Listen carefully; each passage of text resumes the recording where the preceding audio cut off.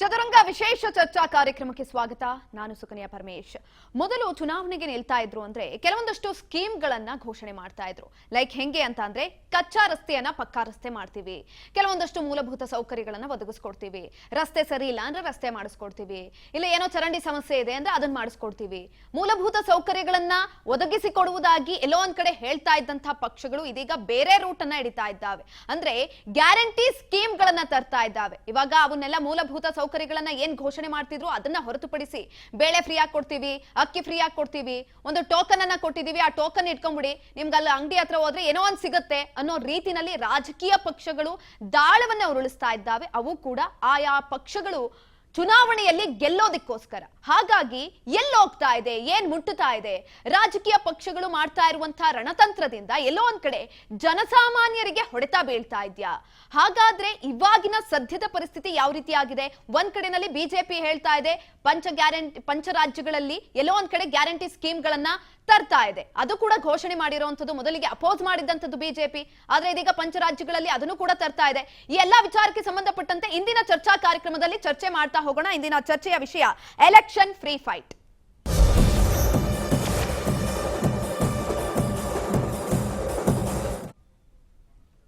ಕರ್ನಾಟಕದಲ್ಲಿ ರಾಜ್ಯ ಕಾಂಗ್ರೆಸ್ ಸರ್ಕಾರ ಎಲ್ಲೋ ಒಂದ್ ಕಡೆ ಫ್ರೀ ಸ್ಕೀಮ್ಗಳನ್ನ ಘೋಷಣೆ ಮಾಡಿದಂತ ಸಂದರ್ಭದಲ್ಲಿ ಕೇಂದ್ರ ಸರ್ಕಾರ ಹೇಳುತ್ತೆ ದಿವಾಳಿತನ ಆಗ್ತಾ ಇದೆ, ಏನ್ ಮಾಡ್ತಾ ಇದೆ ರಾಜ್ಯ ಸರ್ಕಾರ ಅಂತ.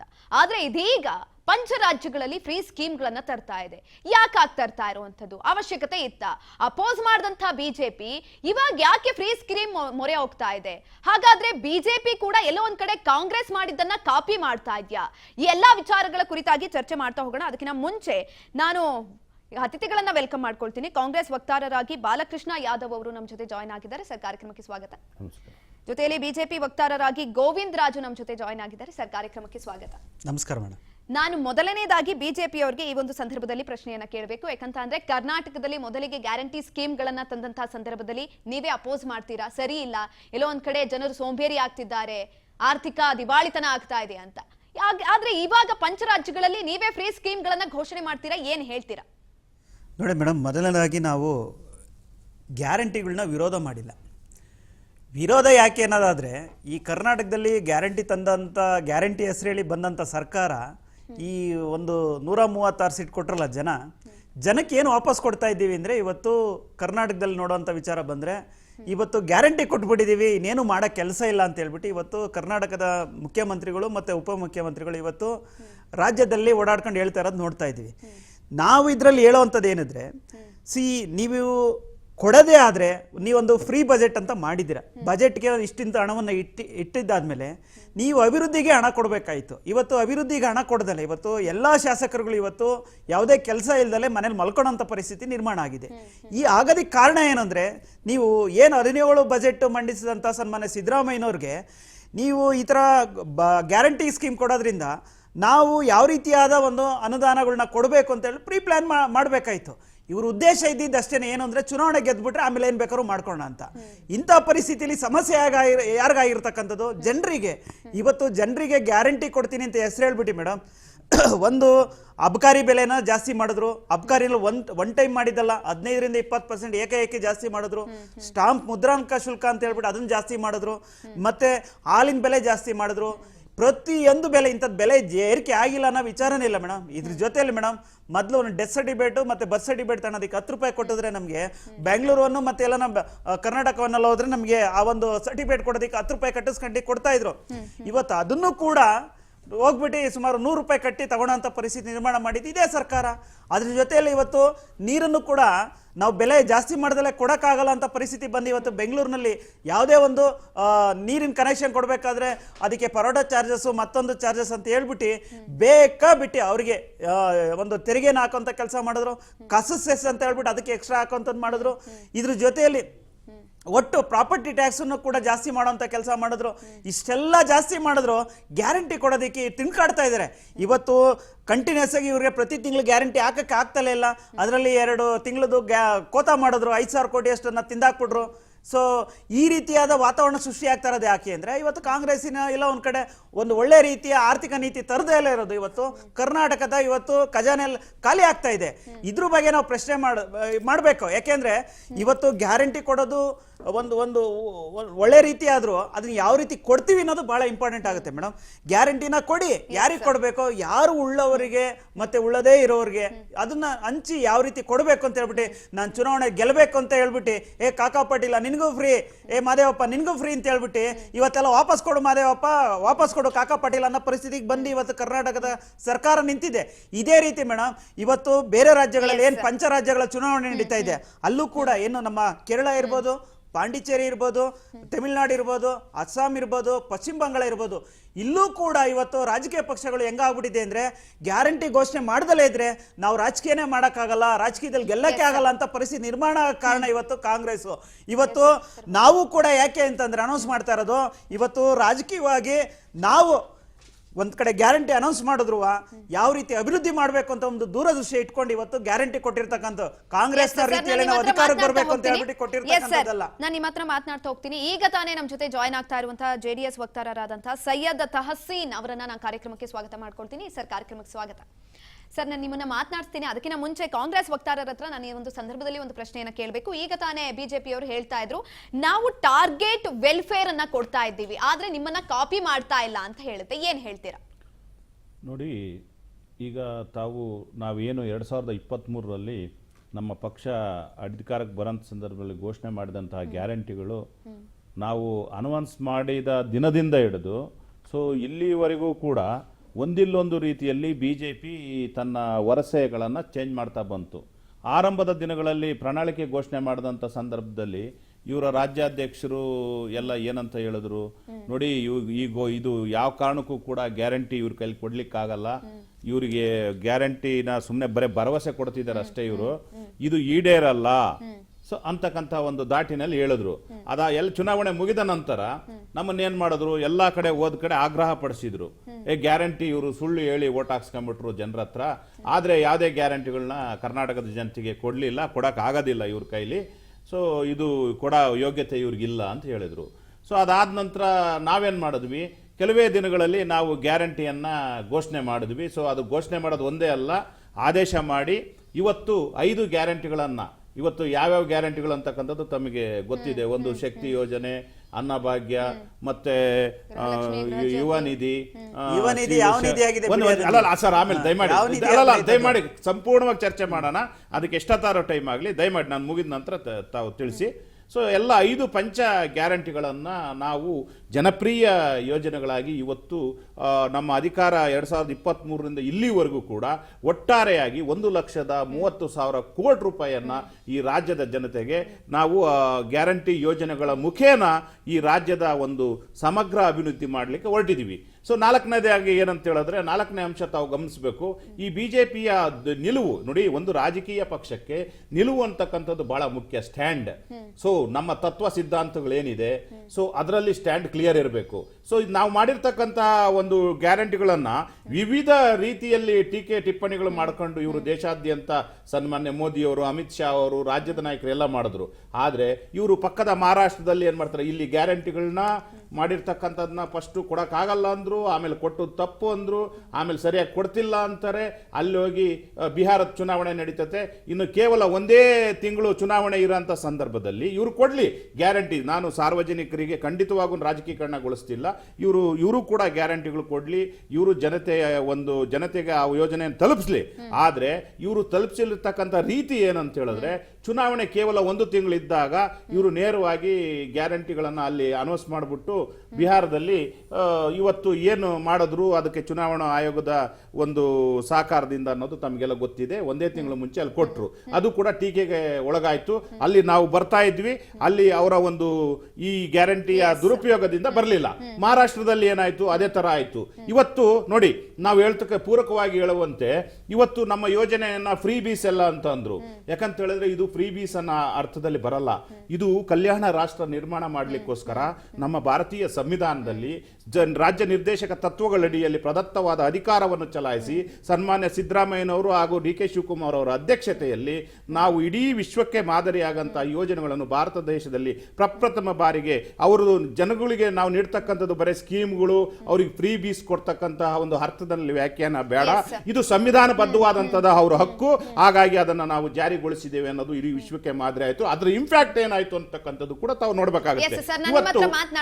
ಅದಕ್ಕಿಂತ ಮುಂಚೆ ನಾನು ಸೈಯದ್ ಸರ್ ಅದನ್ನ ಮಾತನಾಡಿಸೋದಕ್ಕೆ ಪ್ರಯತ್ನ ಪಡ್ತೀನಿ. ಸರ್, ಇವಾಗ ಇವ್ರು ಹೇಳ್ತಿದ್ದಾರೆ ಒಂದ್ ಕಡೆನಲ್ಲಿ ನಾವು ಟಾರ್ಗೆಟೆಡ್ ವೆಲ್ಫೇರ್ ಅನ್ನ ಕೊಡ್ತಿದೀವಿ ಅಂತ, ಅವ್ರು ಹೇಳ್ತಿದ್ದಾರೆ ಕಾಪಿ ಮಾಡ್ತಾ ಇದ್ದಾರೆ ಅಂತ. ಎಲ್ಲೋ ಒಂದ್ ಕಡೆ ಈ ಒಂದು ಸಂದರ್ಭದಲ್ಲಿ ಜನರು ಹೇಳ್ತಾ ಇರುವಂತದ್ದು ಅಭಿವೃದ್ಧಿ ಇಲ್ಲ, ವೋಟ್ ಬ್ಯಾಂಕಿಂಗ್ ಆಗ್ತಾ ಇದೆ ಗ್ಯಾರಂಟಿ ಸ್ಕೀಮ್ಗಳು ಅಂತ. ನೀವೇನ್ ಹೇಳ್ತೀರಾ? 100% ಮೇಡಮ್. ಮೊತ್ತ ಮೊದಲಾಗಿ ಇವತ್ತು ನಮ್ಮ ಕ್ರೈಸ್ತ ಬಾಂಧವರಿಗೆ ಗುಡ್ ಫ್ರೈಡೆ ಶುಭಾಶಯಗಳು ಹೇಳ್ತಾ ಒಂದು ಮಾತು ಹೇಳ್ತೀನಿ ಮೇಡಮ್. ಯಾವುದೇ ಕಾರಣಕ್ಕೂ ಅಭಿವೃದ್ಧಿ ಇವರು ಎಷ್ಟೇ ಹೇಳಿ ಜನ ನೋಡ್ತಾ ಇದ್ದಾರೆ, ಝೀರೋ ಅಭಿವೃದ್ಧಿ ಹೆಸರಲ್ಲಿ ಒಂದು ಕಿಂಚಿತ್ತಷ್ಟು ಏನು ಕೆಲಸ ಆಗ್ತಾ ಇಲ್ಲ. ಫಸ್ಟು ಬ್ಯಾಂಗ್ಳೂರಲ್ಲಿ ರೋಡ್ಗಳು ನೋಡ್ಕೊಳ್ಳಿ ಯಾವ ಪರಿಸ್ಥಿತಿಯಲ್ಲಿದ್ದಾರೆ ಅಂತ. ಇಲ್ಲಿಗೆ 3 ವರ್ಷ ಆಯಿತು. ನಮ್ಮ ಡಿ ಕೆ ಸಾಹೇಬರು ಬೆಂಗಳೂರು ಉಸ್ತುವಾರಿ ಆಯಿತಾ, ಅವ್ರಿಗೆ ಬೇರೆ ಕುರ್ಚಿ ಬೇಕು, ಅವ್ರ ಕುರ್ಚಿ ಬೇಕಂತ ಇವ್ರು ಬಿಡಲ್ಲ ಅಂತ ಇದೇ ಜಗ್ಗಾಟ ನಡೀತಾ ಇದೆ. ಇಡೀ ರಾಜ್ಯ ನೋಡ್ತಾ ಇದೆ. ಇದರಲ್ಲಿ ಅಭಿವೃದ್ಧಿ ಶೂನ್ಯ. 3 ವರ್ಷದಲ್ಲಿ ಇವಾಗ ಇವ್ರು ಹೇಳಿದ್ರು ವಿಶ್ವ ಮಾದರಿಯಾಗಿದೆ ಅಂತ. ನನಗೆ ನಗು ಬೇಕು ಅಳಬೇಕು ಒಂದು ಗೊತ್ತಾಗ್ತಾ ಇಲ್ಲ. ವಿಶ್ವ ಮಾದರಿ ಇಲ್ಲಿ ಕರ್ನಾಟಕಕ್ಕೆ ಮಾದರಿ ಆಗಕ್ಕಾಗ್ತಿಲ್ಲ ಇವರಿಂದ. ಈ 3 ವರ್ಷದಲ್ಲಿ ಗ್ಯಾರಂಟಿ ಹೆಸರಲ್ಲಿ ಜನರ ಮೇಲೆ ಎಷ್ಟು ಸಾಲ ಹಾಕಿದ್ದೀರಿ ನೀವು? ಸ್ವಲ್ಪ ದಯವಿಟ್ಟು ಹೇಳ್ತೀರಾ? ಯುವ ನಿಧಿ ಅದು ಏನಂತಾನೆ ಗೊತ್ತಿಲ್ಲ ನಮಗೆ. ಇಲ್ಲಿವರೆಗೂ ಯಾರು ತಲುಪಿದೆ ದಯವಿಟ್ಟು ಸ್ವಲ್ಪ ಲೆಕ್ಕಾಚಾರ ಕೊಡ್ತೀರಾ? ಆಯ್ತಾ? ಗೃಹಲಕ್ಷ್ಮಿ 3 ತಿಂಗಳು 4 ತಿಂಗಳು ಒಂದ್ಸಲ ದುಡ್ಡು ಬರುತ್ತೆ. ಬೈ ಚಾನ್ಸ್ ಏನಾದರೂ ಬೈ ಎಲೆಕ್ಷನ್ ಬಂದಿದ ತಕ್ಷಣ 2 ಕಂತು ಅಟ್ ಎ ಟೈಮ್ ಬಂದ್ಬಿಡುತ್ತೆ. ಆಯ್ತಾ ಮೇಡಮ್? ಇಲ್ಲಿವರೆಗೂ ಎಷ್ಟು ಯೂನಿವರ್ಸಿಟಿ ಮಾಡಿದ್ದೀರಿ? ಮಾಡೋದಿರಲಿ, ಅಟ್ಲೀಸ್ಟ್ ಗುದ್ಲಿ ಪೂಜೆ ಮಾಡಿದ್ದೀರಾ ನೀವು? ಒಂದು ಕಾಲೇಜ್ಗೆ ಗುದ್ಲಿ ಪೂಜೆ ಮಾಡಿದ್ದೀರಾ? ಇವತ್ತು ಸರ್ಕಾರಿ ಹಾಸ್ಪಿಟಲ್ಗಳು ಪರಿಸ್ಥಿತಿ ಏನಿದೆ ದಯವಿಟ್ಟು ಸ್ವಲ್ಪ ಹೋಗಿ ನೀವು ಅಲ್ಲೇ ಇನ್ಸ್ಪೆಕ್ಷನ್ ಮಾಡಿ. ಇವತ್ತು ₹1 ಗುಳಿಗೆ ನಿಮಗೆ ಫ್ರೀ ಇಲ್ಲ, ಆ ಪರಿಸ್ಥಿತಿ ಇದೆ. ಇದರಲ್ಲಿ ಲೂಟಿ ಬೇಜಾನಾಗೋಯ್ತು. ವಾಲ್ಮೀಕಿ ಎಲ್ಲೋಯ್ತು ಅಂತಾನೆ ಗೊತ್ತಿಲ್ಲ. ಬಾಣಂತಿಯರ ಸಾವು ಏನಾಯ್ತು ಅಂತ ಗೊತ್ತಿಲ್ಲ. ಈ ರೀತಿ ಇದೆ. ಚುನಾವಣೆ ಬಂದ ತಕ್ಷಣ ಇಡೀ ಕ್ಯಾಬಿನೆಟ್ ಅಲ್ಲೋಗ್ಬಿಡುತ್ತೆ. ಏನಕ್ಕೋಸ್ಕರ? ನಾವು ಫ್ರೀ ಸ್ಕೀಮ್ ಕೊಡ್ತಾ ಇದ್ದೀವಿ, ಫ್ರೀ ಸ್ಕೀಮ್. ಏನು ಉದ್ಧಾರ ಆಗ್ತಾ ಇದೆ ಇದರಿಂದ ಅಂತ? ಯಾವ ಜನರಿಗೆ ಉದ್ಧಾರ ಆಗ್ತಾ ಇದೆ ಇದರಿಂದ? ಸ್ಕೂಲ್, ಗೌರ್ಮೆಂಟ್ ಸ್ಕೂಲ್ಗಳ ಪರಿಸ್ಥಿತಿ ಏನಾಗಿದೆ ಇವತ್ತು? ಹೋಗಿ ಒಂದ್ಸಲ ನೋಡಿ, ಅರ್ಥ ಆಗುತ್ತೆ. ಸರ್, ಇವಾಗ ನೀವ್ ಹೇಳ್ತಾ ಇರೋ ಪ್ರಕಾರ ಎಲ್ಲೋ ಒಂದ್ ಕಡೆ ಗ್ಯಾರಂಟಿ ಸ್ಕೀಮ್ಗಳಿಂದ ಅಭಿವೃದ್ಧಿ ಆಗ್ತಾ ಇಲ್ಲ, ಅಭಿವೃದ್ಧಿ ಕುಂಠಿತ ಆಗ್ತಾ ಇದೆ. ರಸ್ತೆ ಸರಿ ಇಲ್ಲ, ಚರಂಡಿಗಳು ಸರಿ ಇಲ್ಲ, ಗ್ಯಾರಂಟಿ ಸ್ಕೀಮ್ಗಳನ್ನ ಮಾತ್ರ ಕೊಡ್ತಿದ್ದಾರೆ ಅಂತ. ನಾನು ಈ ಸಂದರ್ಭದಲ್ಲಿ ಬಿಜೆಪಿ ಅವರಿಗೆ ಒಂದು ಪ್ರಶ್ನೆಯನ್ನ ಕೇಳ್ತೀನಿ. ಸರ್, ಅಭಿವೃದ್ಧಿ ಕುಂಠಿತ ಆಗ್ತಾ ಇದೆ. ಆಲ್ರೆಡಿ ಗ್ಯಾರಂಟಿ ಸ್ಕೀಮ್ಗಳಿಂದ ಕೆಲವೊಂದಷ್ಟು ರೀತಿಯಾದಂತಹ ಅನುದಾನಗಳನ್ನ ಕೊಡಬೇಕು, ಬಜೆಟ್ ಎಲ್ಲೋ ಒಂದ್ ಕಡೆ ಮಿಸ್ ಆಗ್ತಾ ಹೋಗುತ್ತೆ. ಈ ಒಂದು ಸಂದರ್ಭದಲ್ಲಿ ಅಭಿವೃದ್ಧಿ ಕುಂಠಿತ ಆಗುತ್ತೆ ಅನ್ನೋದು ಗೊತ್ತಿದ್ರು ಕೂಡ ನೀವ್ ಯಾಕೆ ಪಂಚರಾಜ್ಯಗಳಲ್ಲಿ ಗ್ಯಾರಂಟಿ ಸ್ಕೀಮ್ಗಳನ್ನ ಅನೌನ್ಸ್ ಮಾಡಿದ್ರಿ? ನಾವು ನೋಡಿ ಮೇಡಮ್, ಬಜೆಟ್ ಏನು ಅಂತ ನೋಡ್ಕೊಂಡು ಜನರಿಗೆ ಏನನ್ನ ಕೊಡ್ಬೋದು ಅಂತ ಹೇಳ್ಬಿಟ್ಟು ನಾವು ಸಿದ್ದರಾಮಯ್ಯ ತರ ಕಾಕಾ ಪಾಟೀಲ ನಿನಗೂ ಫ್ರೀ, ಮಾದೇವಪ್ಪ ನಿನಗೂ ಫ್ರೀ ಅಂತ ಸ್ಥಿತಿಲಿ ಇಲ್ಲ. ನಾವು ಮಾಡ್ತಾ ಇರ್ತಕ್ಕಂಥದ್ದು ಒಂದು ಆರ್ಥಿಕ ಸುವ್ಯವಸ್ಥೆನ ಯಾವ ರೀತಿಯಾಗಿ ಇಟ್ಕೊಂಡು ಎಷ್ಟು ಜನ ಕೊಡ್ಬೋದು ನನ್ನ ಖಂಡಿತವಾಗ್ಲೂ ಅದನ್ನು ಹೇಳುವಂಥದ್ದೇ. ಈಗ ಏನಾಗಿದೆ ಅಂದ್ರೆ ತಮಿಳ್ನಾಡಲ್ಲಿ ಮೇಡಮ್ ಮೊನ್ನೆ ಒಂದು ಘೋಷಣೆ ಆಯಿತು, ಯಾವುದೋ TVK ಪಕ್ಷದಿಂದ ನಿಮಗೆ ಚಿನ್ನನೂ ಕೊಡ್ತೀನಿ ಅಂತ ಅಂದ್ಬಿಟ್ರು. ಲಾಸ್ಟ್ಗೆ ಊಟ ಮಕ್ಕಳಿಗೆ ಚಿನ್ನನೂ ನಾವು ಇದು ಕೊಡ್ತೀವಿ, ಅದೇ ರೀತಿ ಫಿಡ್ಸ್ ಕೊಡ್ತೀವಿ, ಅದೇ ರೀತಿಗೆ ಮಹಿಳೆಯರಿಗೆ ಒಬ್ಬರಿಗೆ ಫ್ರೀ ಇಲ್ಲ. ಅಲ್ಲಿ ಇವತ್ತು ಅಲ್ಲಿ ಗಂಡಸರಿಗೂ ಫ್ರೀ ಕೊಡ್ತೀನಿ ಅಂತ ಹೇಳ್ಬಿಟ್ಟು ಅನೌನ್ಸ್ ಆಗಿದೆ. ಈಗ ನಿನ್ನೆ ಕೇರಳದಲ್ಲಿ ಕಾಂಗ್ರೆಸ್ನವ್ರು ಅನೌನ್ಸ್ ಮಾಡಿದ್ರು, 5 ಲಕ್ಷ ವಿಮೆ ಕೊಡ್ತೀವಿ, 25 ಲಕ್ಷ ತನಕ ನಾವು ಸಾಲವನ್ನು ಕೊಡ್ತೀವಿ, ಮತ್ತೆ 3,000 ರೂಪಾಯಿನ ನಾವು ಪ್ರತಿ ತಿಂಗಳು ಮಹಿಳೆಗೆ ಯಜಮಾನಿಗೆ ಕೊಡ್ತೀವಿ ಅಂತ ಹೇಳ್ಬಿಟ್ಟು ಅಲ್ಲೂ ಕೂಡ ಏನು ಕರ್ನಾಟಕದ ಅನೌನ್ಸ್ ಮಾಡಿದ್ರು ಅದೇ ರೀತಿ ಅನೌನ್ಸ್ ಮಾಡ್ತಾ ಇದ್ದಾರೆ. ಈಗ ಇವ್ರಿಗೆ ಏನಾಗಿದೆ ಕಾಂಗ್ರೆಸ್ನವ್ರಿಗೆ ಅಂದ್ರೆ ಇಡೀ ದೇಶದಲ್ಲಿ ಮೇಡಮ್ ಇವತ್ತು ಕಾಂಗ್ರೆಸ್ಸಿನ ಪರಿಸ್ಥಿತಿ ಬಹಳ ಹೀನಾಯ ಸ್ಥಿತಿಗೆ ತಲುಪಿದೆ.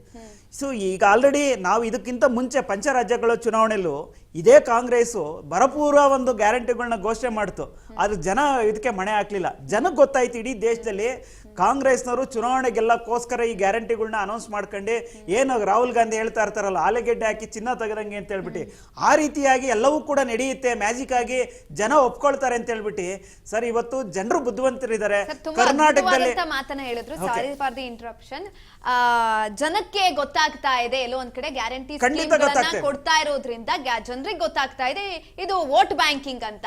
ಇವಾಗ ನೀವು ಕೂಡ ಪಂಚರಾಜ್ಯಗಳಲ್ಲಿ ಇದನ್ನೇ ಘೋಷಣೆ ಮಾಡಿರೋದು, ಹಾಗಾದ್ರೆ ಎಲ್ಲೋ ಒಂದ್ ಕಡೆ ಜನಕ್ಕೆ ಅರ್ಥ ಆಗಿತ್ತು, ನಿಮ್ಗೂ ಅರ್ಥ ಆಯ್ತಾ? ಇವತ್ತು ನೋಡಿ ಮೇಡಮ್, ನಾನು ಎಕ್ಸಾಂಪಲ್ ಹೇಳಕ್ ಇಷ್ಟಪಡ್ತೀನಿ. ಕರ್ನಾಟಕದಲ್ಲಿ ಇವತ್ತು ಏನು 2,000 ರೂಪಾಯಿ ಕೊಟ್ಟಿದ್ದಾರೆ, ಮುಂದಿನ ಚುನಾವಣೆಯಲ್ಲಿ ನಾವು 500 ರೂಪಾಯಿ ಕಮ್ಮಿ ಘೋಷಣೆ ಮಾಡಕ್ಕಲ್ಲ, 2,500 ಮಾಡಬೇಕಿಲ್ಲ 3,500 ಮಾಡಬೇಕು. ಯಾಕೆ ಅಂದ್ರೆ ಇವತ್ತು ಮಾಡಿರ್ತಕ್ಕಂಥ ಅನಾಹುತ ಕಾಂಗ್ರೆಸ್ನವರು ಇದನ್ನ ಸರಿ ಮಾಡ್ಬೇಕಾ ಇಲ್ಲ ಕೈ ಬಿಡ್ಬೇಕಾ, ಯಾವ ರೀತಿ ಮಾಡ್ಬೇಕು ಅನ್ನೋದನ್ನ ದೂರದೃಷ್ಟಿ ಇಟ್ಕೊಂಡು ಮಾಡ್ಬೇಕಾಗುತ್ತೆ.